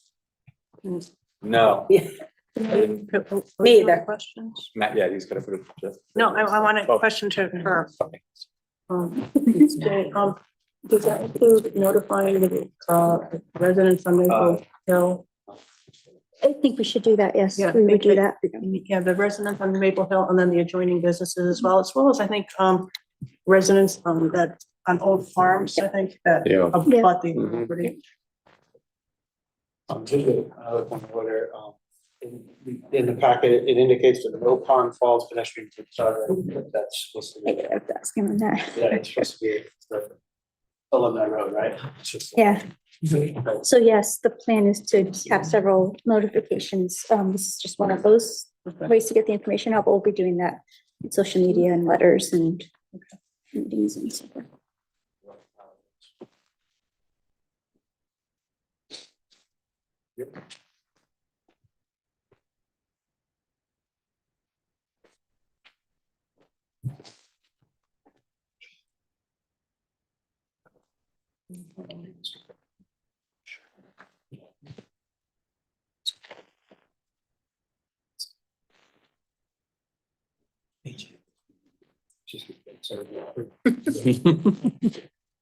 I think that's what Thank happened. you, The though. backside didn't print on anything.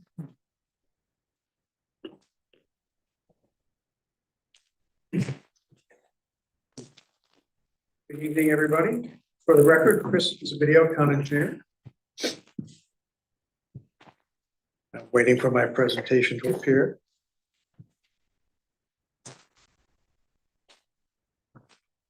There we go. Okay. So, as Jamie mentioned, I'm here tonight to brief you on this project. It's been around for a while. And it has to do with a small part of the Alumni Road and Maple Hill project, kind of a separate project, but they're related. So as my memo to Jamie that is in your packet, should be in your packet, mistitled as it is, describes the project. It was begun several years ago to mitigate some of the traffic issues of that section of Cedar Street that we're also familiar with, down there where everybody wants to make a left onto Alumni Road. And that's what this is about. So last June, right around the time it started here, the Office of State Traffic Administration issued their final approval for this project. So again, as we said, this is not an action item for you. You don't have to vote on it. It's a matter of just public information, because although that's been done before, I don't know how many of you have done this presentation or seen this presentation. And I know I haven't presented it to you before. So my interest is making sure that everybody is aware that this project is coming. So the project consists of two parts. Can we scroll down the page, Scott? And I hope you can all see that because I barely can. And those two parts are the right in, right out island at Cedar Street, which means that traffic that is westbound can turn in. Okay. And then traffic that is on Alumni can turn out going westbound. Eastbound traffic will not be able to turn into Alumni Road. The second part of the project is the removal of the gate and the cul-de-sacs in the area of 300 Alumni Road, down pretty much in that very quiet stretch up by the ice skating rink. It's probably a very quiet stretch because there's a gate there. So let's scroll down to the next page. Okay, so this big half of the page on the is the detail that shows how this island is going to be constructed. It will be a combination of raised concrete curb, mountable curb for that area on the inside curve as you turn in from Cedar. And a mountable curb is simply a curb that has a beveled surface, for lack of a better word, that allows your vehicle to go up onto it without bottoming out or scraping like you would on a regular raised curb. And then there's some sections of regular bituminous curb on the other side where we're narrowing the road area that is in green in this chart here will then become lawn area, which is currently roadway. In addition to the physical construction, there will be signage indicating the no left turns in, out, etc., and painted line edges, which we don't have now, that helps delineate the roadway for the motorists. So the intent of this is to help with the traffic flow in both directions by limiting lane crossings primarily. And as simple as this project is, my presentation is that simple as well. Do we have any questions?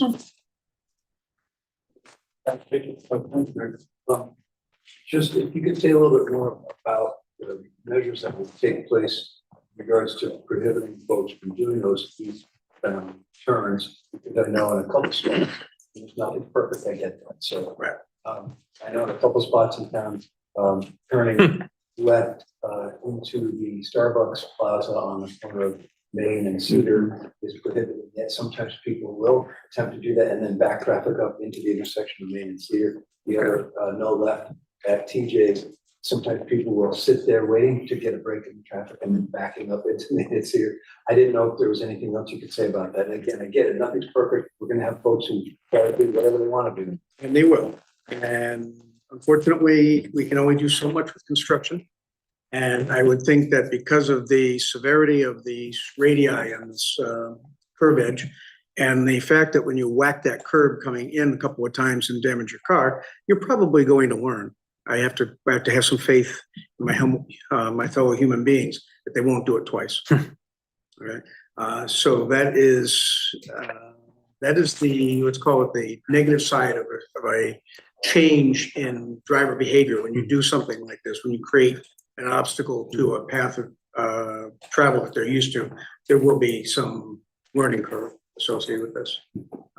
Signage is supposed to help. The public meeting, the whole point of this presentation tonight, the whole point of the process of going through OSTA to get their approval for this is the intent of improving traffic, not making it harder for people to live, making it better for people to live.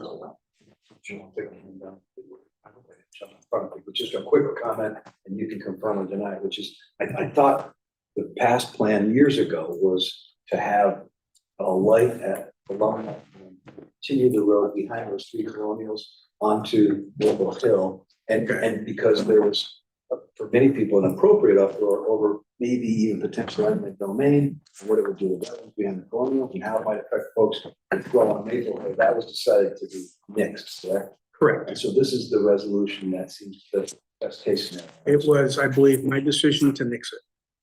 And this could easily be overridden if the council chose to go that route. Plans are in place. I put an alternate plan in place for that, but to be honest with you, I really don't have an appetite for eminent domain unless it's absolutely necessary. So, we had two alternate plans that involved taking two properties. And then there was the wetlands impact if we operated in one of them. That particular wetland, is a viable habitat. It's not a, what I like to say, a water course of convenience. In other words, a drainage swale, which sometimes is confused with a wetland. One of my favorite soil scientists like to make the comment that just because it's wet, it's not a wetland, and just because it's dry doesn't mean it's not a wetland. They can both be true. And so that's kind of my perspective on that area of habitat, almost due south of this intersection between Beacon Industries or whatever that is known as now, and the homes that otherwise would have been impacted by this. So I would prefer to maintain that habitat as it is. Do you have a favorite soil scientist? I have favorite soil scientists. I have several.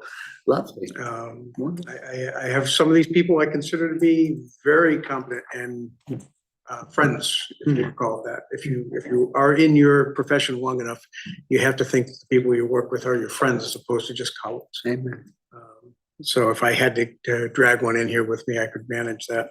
We'd have to pay them, of course. They're not that good. Councilman. Just a question, those raised island, how high is it? It's a typical 6-inch curb. Okay. Except that in those areas where it's mountable, it isn't a sharp edge. It kind of rides up, so. Yes, So if you the want to go truck- see one, Yeah, the new island at Costello, although a different format, that's what we call, well, what I call a Seattle DOT version. We modified that from the original plan for that to accommodate the DiCiaccio brothers low, they call a low boy trailer. okay. Those only clear about 6 inches off the ground for heavy equipment. They approached us last year about that project and said, we're gonna tear up the curb. So what can we offer as an alternative? I offered them this and DOT accepted that. Okay. And so this is a little sharper. It's as opposed to a 1-in-6 taper, it's probably a 1-in-4, 1-in-3. It's in the detail. I don't. Okay, but it's still, so if you're coming out, if you happen to misjudge it, you're not gonna wreck your car, but. Or your school bus, your delivery vehicle, Well, yeah. that sort of thing. It's really more for them. I mean, if you're hitting this with your car, I want to do a DWI checkpoint. Good spot. And when you take the gate down, I assume there's paving required. There's pavement removal. Now, if we find out at the time that the condition of the road up there is far worse than it was the last time I visited it, then we would look at doing spot repairs. And the reason I look at it this way is we do have a grant application in to do all of the alumni as a mill and overlay like we did the Maple and Robbins project that just is more or less wrapping up. And that would include that part of Maple Hill that was not done with the previous lots of application. That set of plans is currently at Prague for their review. When they respond to me with comments on that, we'll adjust that and then it'll go off to DOT for final approval. That's probably next year's construction at this time. So the use of this probably would be if you're going on Willard and you want to go to Cedar, you could sort of cut the light and go down Alumni and get out if you're heading towards Route 9 or heading there towards New Britain, correct? When the gates are removed. When the gate's removed, yeah, when everything's done, you can kind of make that transition, would cut down some of the traffic. Although the intent is really more to service local destinations such as the skating rink and, you know, the industry. And I'm sure that the football games and the baseball game. Sure, Saturday traffic Yeah. wouldn't be the same as peak traffic on Cedar Right. Street, Okay. so that's not the aim of it. Yeah, okay. I would like to think that the school functions are off-peak traffic hours. Like a home football game would be pretty busy. Oh, it can be, but it's not gonna conflict with rush hour traffic. It might create its own rush hour. Yeah, might go, yeah, exactly. Thank you. Councilman Tenny. Is there, so since we're getting rid of the gate, I mean, this is like a pretty fairly long stretch of road and it's kind of like off the beaten path. Like, is there any concerns with like the school or like the local area about people like speeding down this thing? Have you like thought about potentially having to put like speed bumps in, like All right, it so goes into the speeding is a school, law so- enforcement activity, it's not an Yeah. engineering activity. But it's it's like They are repercussion. related, I understand that, but we design a road, in this case, the road's already designed. We're not creating the road. So it's, safe speed is a function of its geometry. And I did not have the time in this process to review any of that. Obviously, we can put, law enforcement out there to deal with the speeders. We are going to, in the grant application that's pending, we are looking at doing the same type of treatments we did on Maple Hill with the bike lanes and sidewalks. So it's an overall 2-mile project with some, I'm gonna say 3,000 or so feet of sidewalks, filling in the gaps on Maple Hill, complete set of walks on the east side of the Alumni. So pedestrian safety and bicycle safety should be accomplished by the dedicated bike lanes and the sidewalks. So as far as speeders, I really defer to PD for that. Do you have a timeline for this? For The whole this little project. island project, Yeah. after school gets out. For it to School be- ends in June or something like that. Okay, yeah. And then like a month or? This project shouldn't take a week. Oh, cool. Now it's a question of aligning a contractor. I have a contractor in mind who'd like to do the project, but he's in the process of getting his company certified with the DAS's pre-approved contractor list. If he doesn't get that done in time, I have to go to somebody else or I have to public bid in accordance with our purchasing guidelines. It's convenient for me to use somebody that's already on a bid list as opposed to public bid, just because of the time it takes to advertise a bid, open a bid, award a bid, that kind of thing. So it's a convenience for me to not have to go that route. Gotcha. Unrelated, I saw the work that you did on the retaining wall, I think over on Connecticut Ave. And it looks great.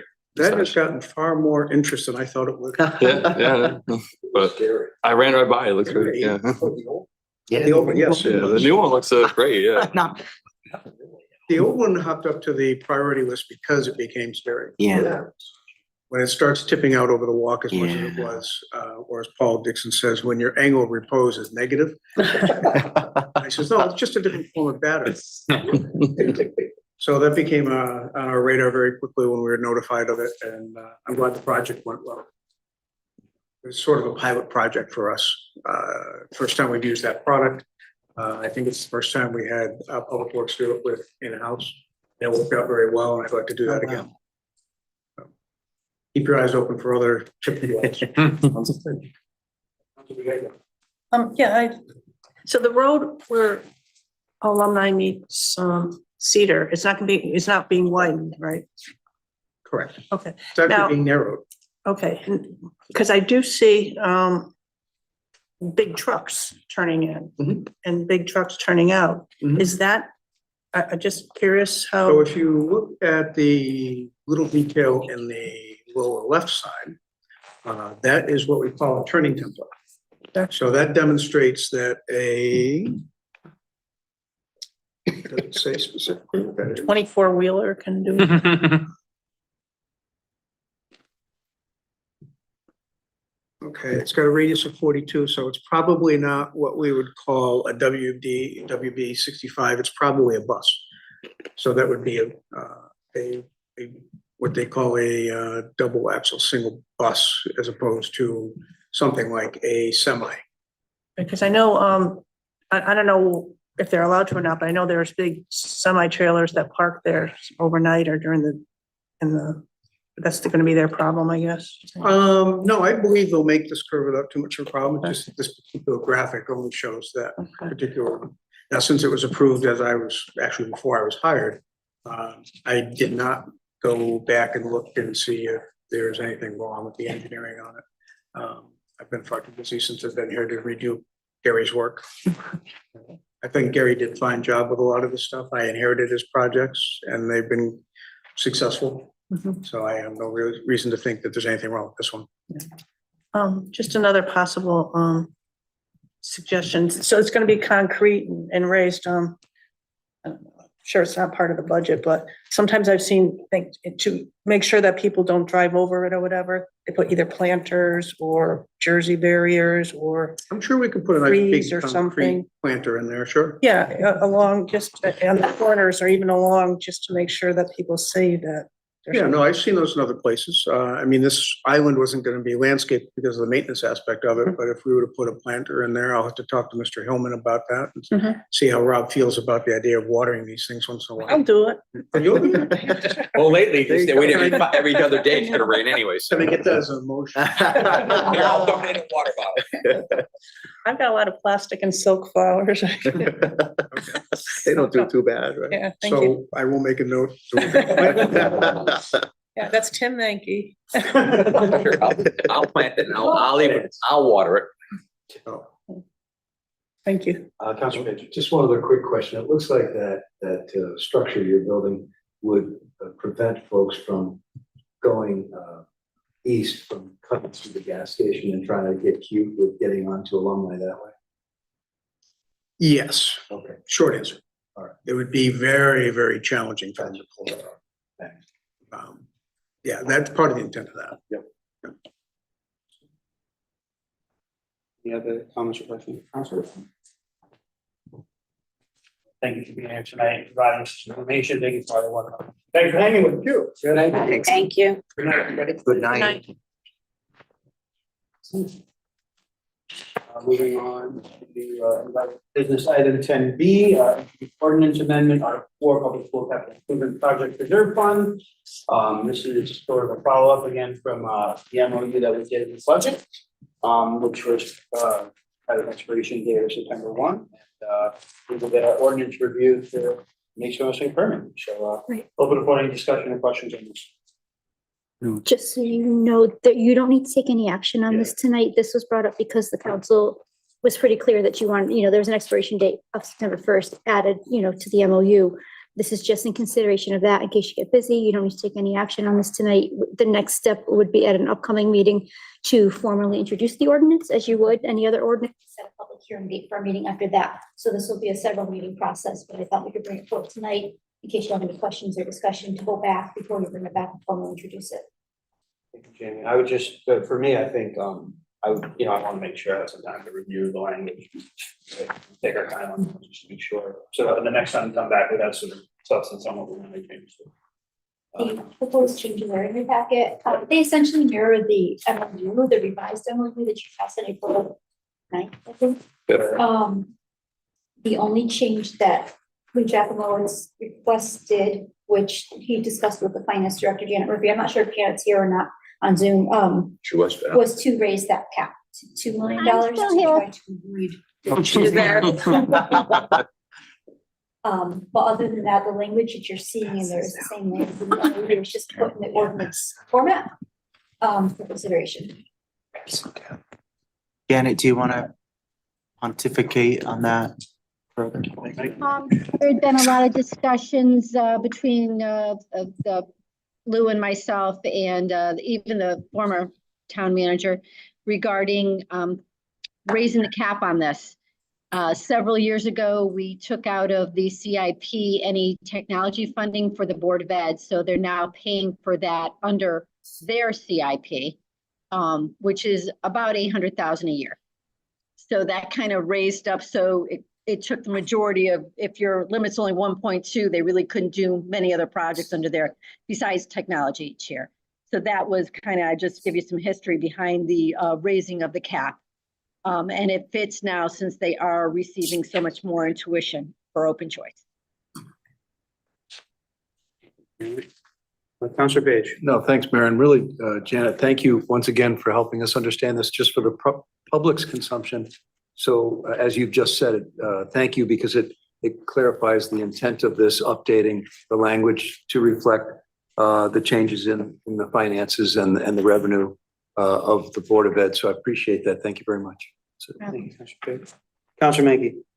If we could just get it's either from you or Lou, a list of what the reimbursement has been over historical.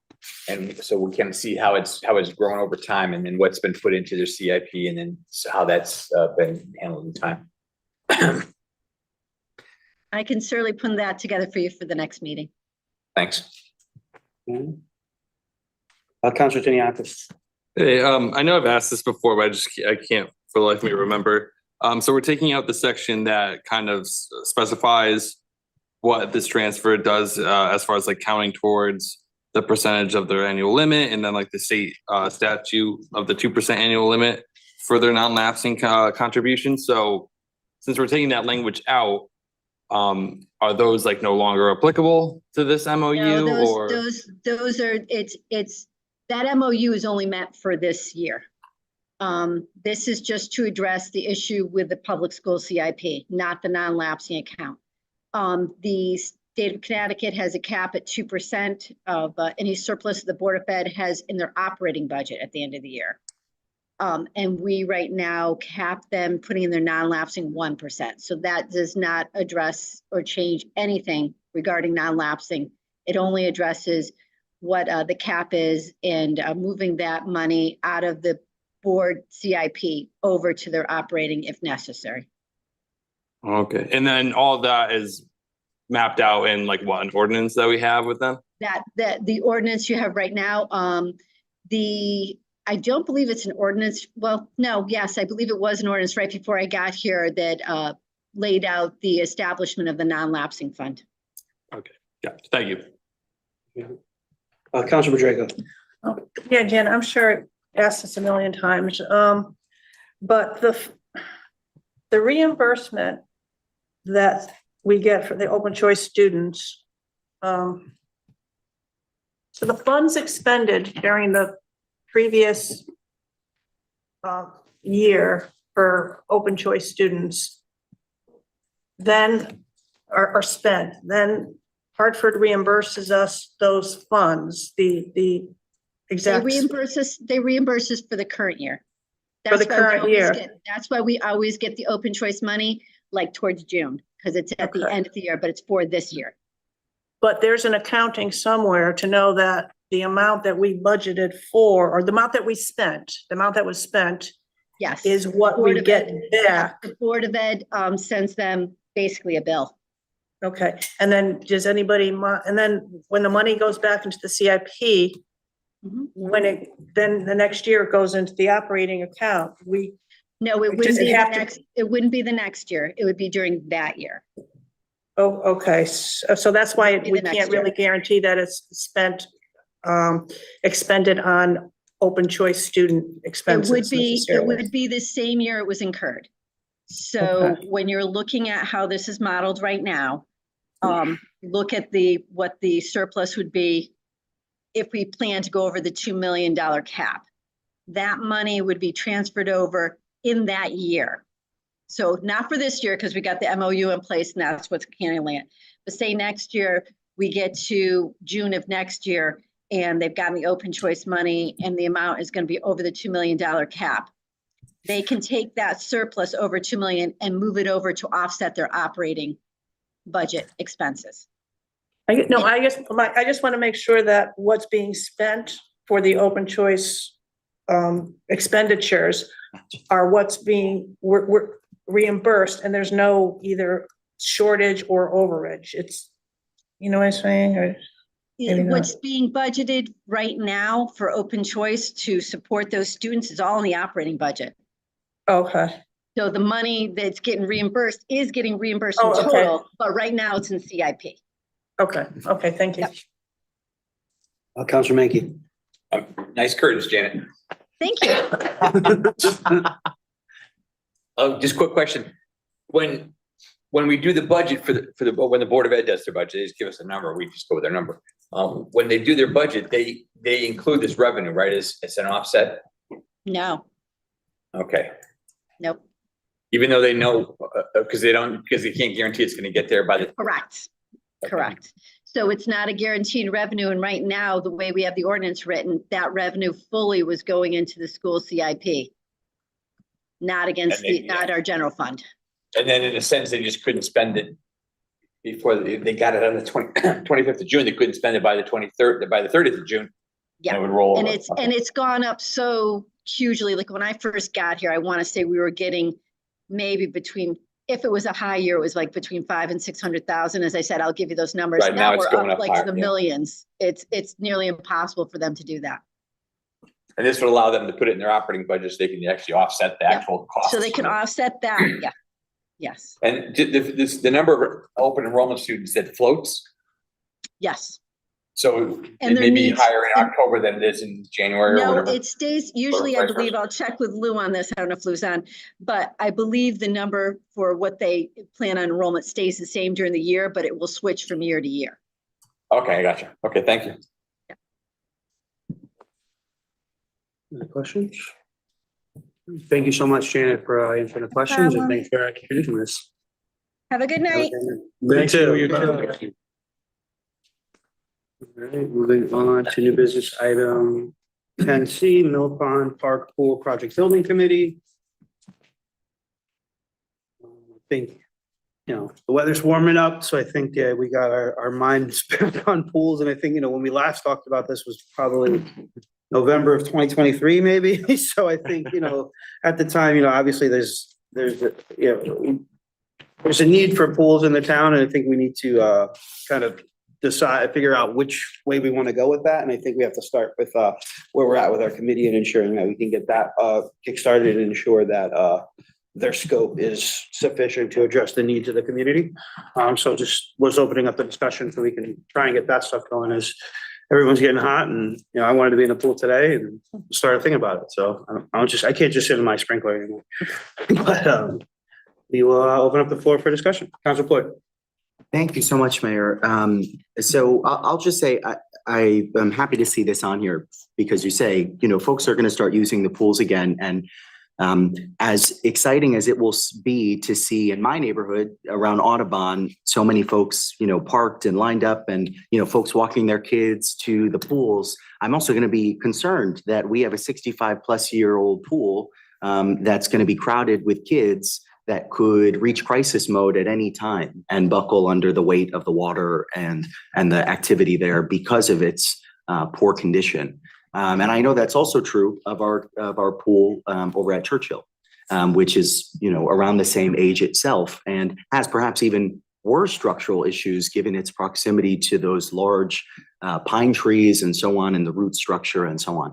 So as we spoke about at the previous meeting when we did discuss this, maybe back in November, and as members of the public also raised, I think rightly so, I think it'd be important to look at these pools holistically and have a committee that focuses on both of them to some extent, so that we can begin the process at least of tending to both of their needs.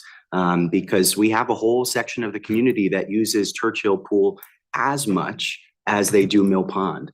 And I think that's important that we, speak to the service that is for those residents and the needs that they, have in using that pool, which is again, in as worse or worse condition as Mill Ponds. So I just add that. Council Clerk. Answer questions? Good. Excellent, very good. All right, we will move on to item 11, written oral communication to the town manager, other town agencies and officials, other governmental agencies and officials. I have some for tonight. I just want to start by recognizing Scott Hoagland as well as many of you did for his continued endless patience. Uncanny ability to work under pressure. So I appreciate that very much. With that being said, the staff, there's a lot of work that goes on behind the scenes to make this technical part of the meeting work. It was, sorry, Scott, don't listen to this, but it was easier when it was just a camera and a line. This is actually a lot of work behind the scenes, and staff definitely does this due diligence. You heard that you're up in the ceiling before this meeting. It's a camera issue. So, you do your due diligence, you try to anticipate these problems, and then they occur anyway. Regardless if it's somebody's fault or nobody's fault, I personally find that very frustrating because I am personally committed to transparency in the government. So when we have these glitches, kind of take it to heart. But I believe we've identified the problem that's happened tonight. So there'll be a plan to make sure that doesn't happen again, and that we can continue, to the best of our ability to control what we can control and anticipate moving forward. In other news in engineering, at the last meeting, some residents very kindly brought up drainage issues going on in the Evergreen Street neighborhood. Pine Street, all that, the tree areas off Maple Hill Avenue. I have had a couple of discussions with the town engineer on this. He has been doing ongoing work with the residents, and he is going to brief the council leadership and the council in the coming days with more information, kind of give you a sense of direction of how you made, what kind of decisions you might need to make in the future to address this, but he's working on that, and I'll get that to you. Also, at the last meeting, there was some direction from the council that a new website is in order, or a refreshed website, or an updated website, whatever you want to call it. And so what we're doing now, I met with the IT director last week about this. We're putting together a proposal for a scope of services to utilize a consultant to do so. That gives us kind of an unbiased look at the website, and staff don't necessarily have time to take on that project. So I'm putting together a scope of services for that, which would include looking at our current site and, where it may need some changes and improvement, getting some public input from that. That would be, again, best handled by somebody outside who knows, who wouldn't have the inside opinions on this. And we are due for either a refresh, essentially, or a redo on our current site, which is part of our contract, which would be of nominal to zero cost to the town. So one of the things that we would charge a consultant with would be, does this refresh of the website, would it meet our needs and would it serve its purpose, or do we need to scratch everything and start fresh? So once we get that information out, we can get a reasonable estimate of how much such consultant work would cost, and then we'll come back to you to ask for ARPA funding to do so. It didn't come up on the agenda this week. I just wanted to let you know that's what we're doing behind the scenes. Last week was Public Works Appreciation Week. Unfortunately, I wasn't aware of that until the week was already in progress. Apparently, it's a different week than it had been in past years, but thanks to the power of social media and some Public Works employees letting me know, it was indeed Public Works Week last week. We didn't let it go unnoticed. We know that Public Works folks work tirelessly behind the scenes, and sometimes really like in the middle of the scene, to keep the town safe and keep the town moving. Our infrastructure depends on their hard work, which of course is much appreciated. I bought them lunch last week, just as a very small token of appreciation. But I would recommend to this council and to the next person in my chair to put something maybe formal on the agenda. You just did a Parks and Rec appreciation. Sure. Maybe, if we get the info ahead of time next year, we can get it to you to formally recognize Public Works next year. And then I sent again a couple weeks back information about our ongoing personnel. We have several interview processes in place. One is for the assessment technician 2 position. Interviews began today for that position. That is currently being the current assessment tech, Rick Wall, has announced his retirement from the town after 13 years of service. So he'll be greatly missed, but we are in process for replacing that position. We're holding interviews for administrative aides in the fire marshal's office, and then a part-time administrative aide in the senior center to replace a position that was eliminated during the pandemic, but we really did need. So those application processes are closed. We're in the process of interviewing. I'm sure you saw the notices, but there have been some promotions in the police department. We have Officer Derek Walker was promoted to the rank of permanent assigned detective, which is a promotion over the patrol officers are often assigned temporary detective work for a period of time. This is a permanently promoted position. He has 16 years of experience with the department and many years as a temporary, patrol detective. We also promoted, Officer Eric Chapeldane was promoted to the rank of sergeant after the interview and exam process. He has about 6 years of experience with the department and both, with both officers. Oh, that's all I have. Questions or comments? All right. Thank you very much, Shane. We will move on to item 12, council liaison committee reports.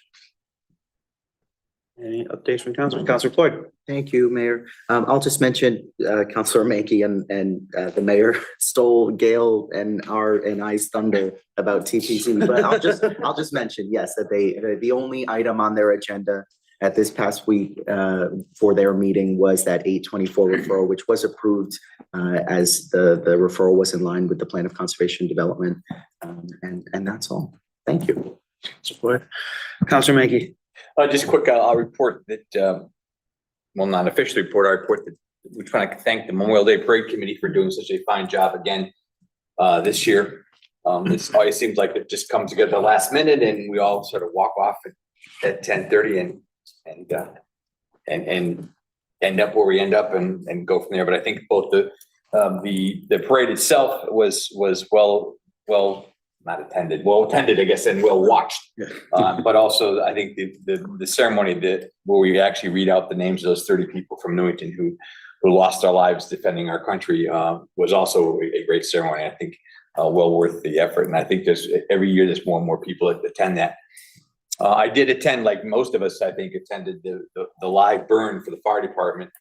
I attended on a Sunday, and luckily I had my 2 grandchildren with me, 5 and 3. The 3-year-old is a little scared of fire, which is probably understandable if you're a 3-year-old, but our firemen actually walk into that, and it's important to know that they do that. The 6-year-old, the chief showed him the fire and showed him where the fire was, and he thought that was a great thing. The thing they both took away from the demonstration is the guy with the white hat's in charge. So that my grandson went back to his nursery school or preschool and told them all about the fire demonstration, all about the fire people, and all about the guy that wears the white hat's in charge. So Mayor, you need to get a white hat. Jamie, I need a white hat. And actually, probably being a mayor, white hat with a helmet would probably be a good thing. Definitely. Very good. Thank you, Councilor Mankey. Councilor Nagle. Well, thank you. Yeah, after the budget season, the public tends to think that we just sit back and do nothing except go to these meetings, which are always brief and enjoyable. But there are a lot of other things we've been doing, some of which were mentioned that take up our times. The Anna Reynolds Renovation Committee is continuing on Zoom. We used to meet twice a month, and Chairman Woods now thinks that we can now go to once a month, which means that project is winding down and hopefully will be done by completed before school opens next year. The Library Renovation Committee is continuing to meet, hoping to have a presentation done here in time for them to go on for a referendum this fall. Of course, other things have been going on. I want to get my digs into the Newington Historical Society had their annual meeting with a public presentation about one of the historic figures in Connecticut, Mary Hall, the first attorney in the state of Connecticut, founder of the boys clubs. Very interesting. Then, of course, the fire. We had a bipartisan trip up on the ladder with Councilor Ward and Deputy Mayor Rada. We all survived. And indeed, that was unique. Enjoyable on a different night, different day. Let's see, what else? The Scholars Breakfast that some of us attended at the school, very well attended, another great presentation.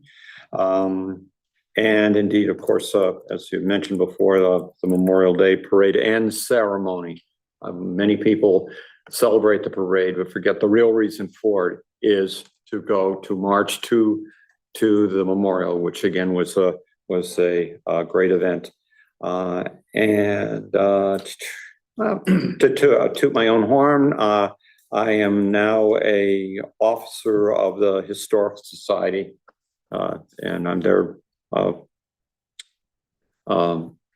vice president. So I have a little more input I can share with you about that. And that's it.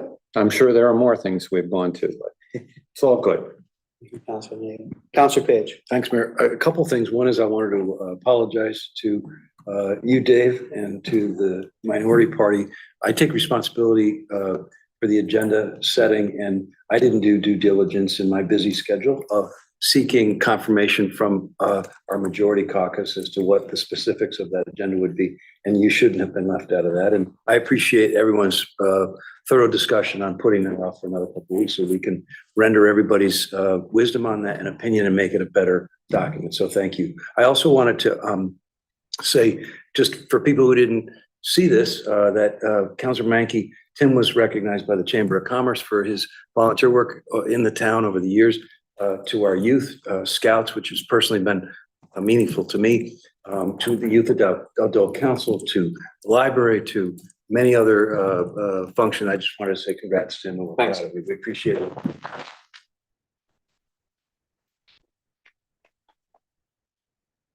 That's it. Thank you, Counselor. Counselor Floyd. Thank you, Mayor. I was gonna hold till the end, but I'll just mention a couple of these things that we attended. Obviously, that live burn was a phenomenal experience and gave me a new appreciation for the work that our fire department does every single day to keep us safe.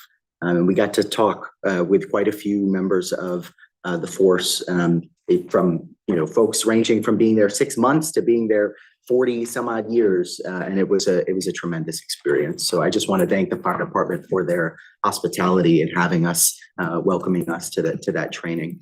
The Scholars Breakfast was incredible too, to see the number of students that accomplished what they did this year throughout the grade levels, but particularly that senior class, of which I think there were 44 students, which I think may be somewhat of a record, 44 students to obtain that high honors distinction in 12 semesters.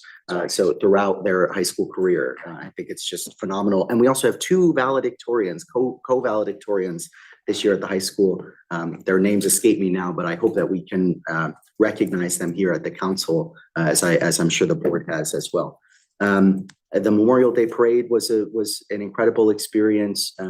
My folks and I have been going to the Memorial Day Parade for a long time, and it was very full circle to be able to march in it and be more substantially a part of the process of honoring the hundreds of veterans that we have across Newington for their contributions and for the work that they've done to keep us all safe and protect our freedoms. And finally, as far as the Chamber of Commerce dinners goes, I wanted, of course, to recognize Councilor Menke, but also other folks that were honored at the dinner as well. Chamber Member of the Year was Christina Patillo of Whiplash and Spa. Chamber Business Person of the Year was Andrew Canapari of Logo Thread. Chamber Business of the Year was Edward Jones, run by Paul Muska, the financial advisor, who was also elected the president of the Chamber of Commerce. So congratulations to him. Public Safety Award was given to Chief Traumer and the Newington Volunteer Fire Department, very well deserved. Beautification Award was given to Tyndale Electrical Contractors. The Gail Whitney Public Service Award, very topical, was given to Saputo after we all saw their public service in full stride when we went to the scoreboard unveiling recently at Clem Lemire, and a special recognition award was given to Don Woods at Stonehenge as well. So just want to honor them for their contributions as well. Council. All right, we're going to move along to public participation. If you are in the room and like to participate in public participation, please step up to the desk and state your name and address for the record. If you're in Zoom, please use the raise hand function and we will call on you.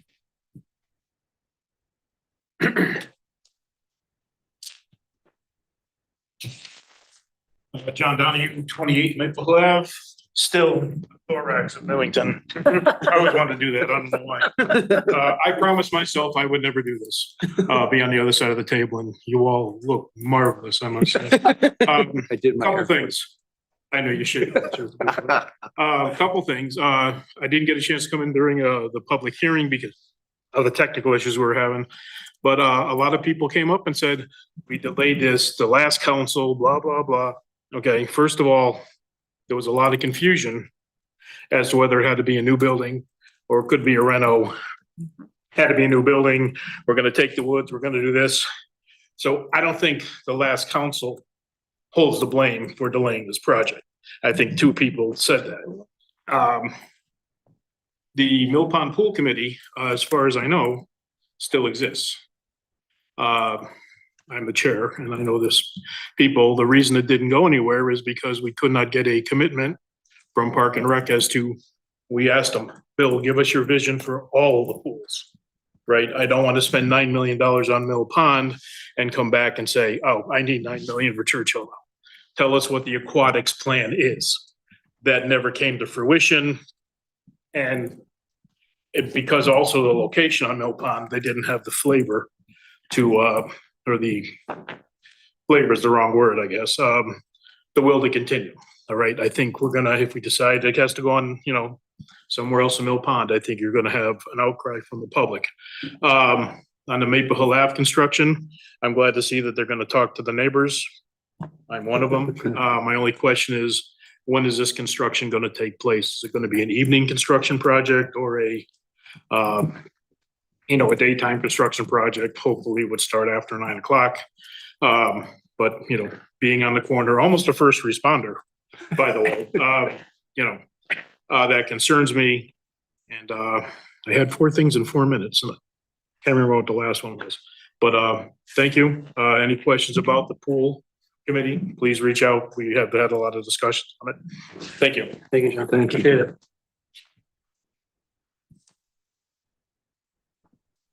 Anybody else in the room or over Zoom that would like to participate in public participation? All right, seeing none, we'll move on to remarks by counselors. Further remarks from counselors on tonight's meeting? Thank you all for a great meeting tonight. So definitely a challenge with some of the technological stuff, but I think we powered through and I think it's it ended up being a good result. So I'm happy with the outcome. Moving along to informational items, as Jamie previously spoke, May 19th to May 25 was National Public Works Week, and we appreciate all of our public works people and everything that they do, and we definitely need to make a point to make sure we acknowledge it next year before, definitely. And also coming up is the Historical Society Open House on June 10th. That should be a lot of fun. I'm looking forward to that. That said, I will entertain a motion to adjourn. Second. So moved. Motion by Councilor Blord, Second. second by Councilor Gonzalez. Any discussion? Seeing none, all those in favor? Aye. Any opposed? Okay, unanimously, we are adjourned, 10:16 PM.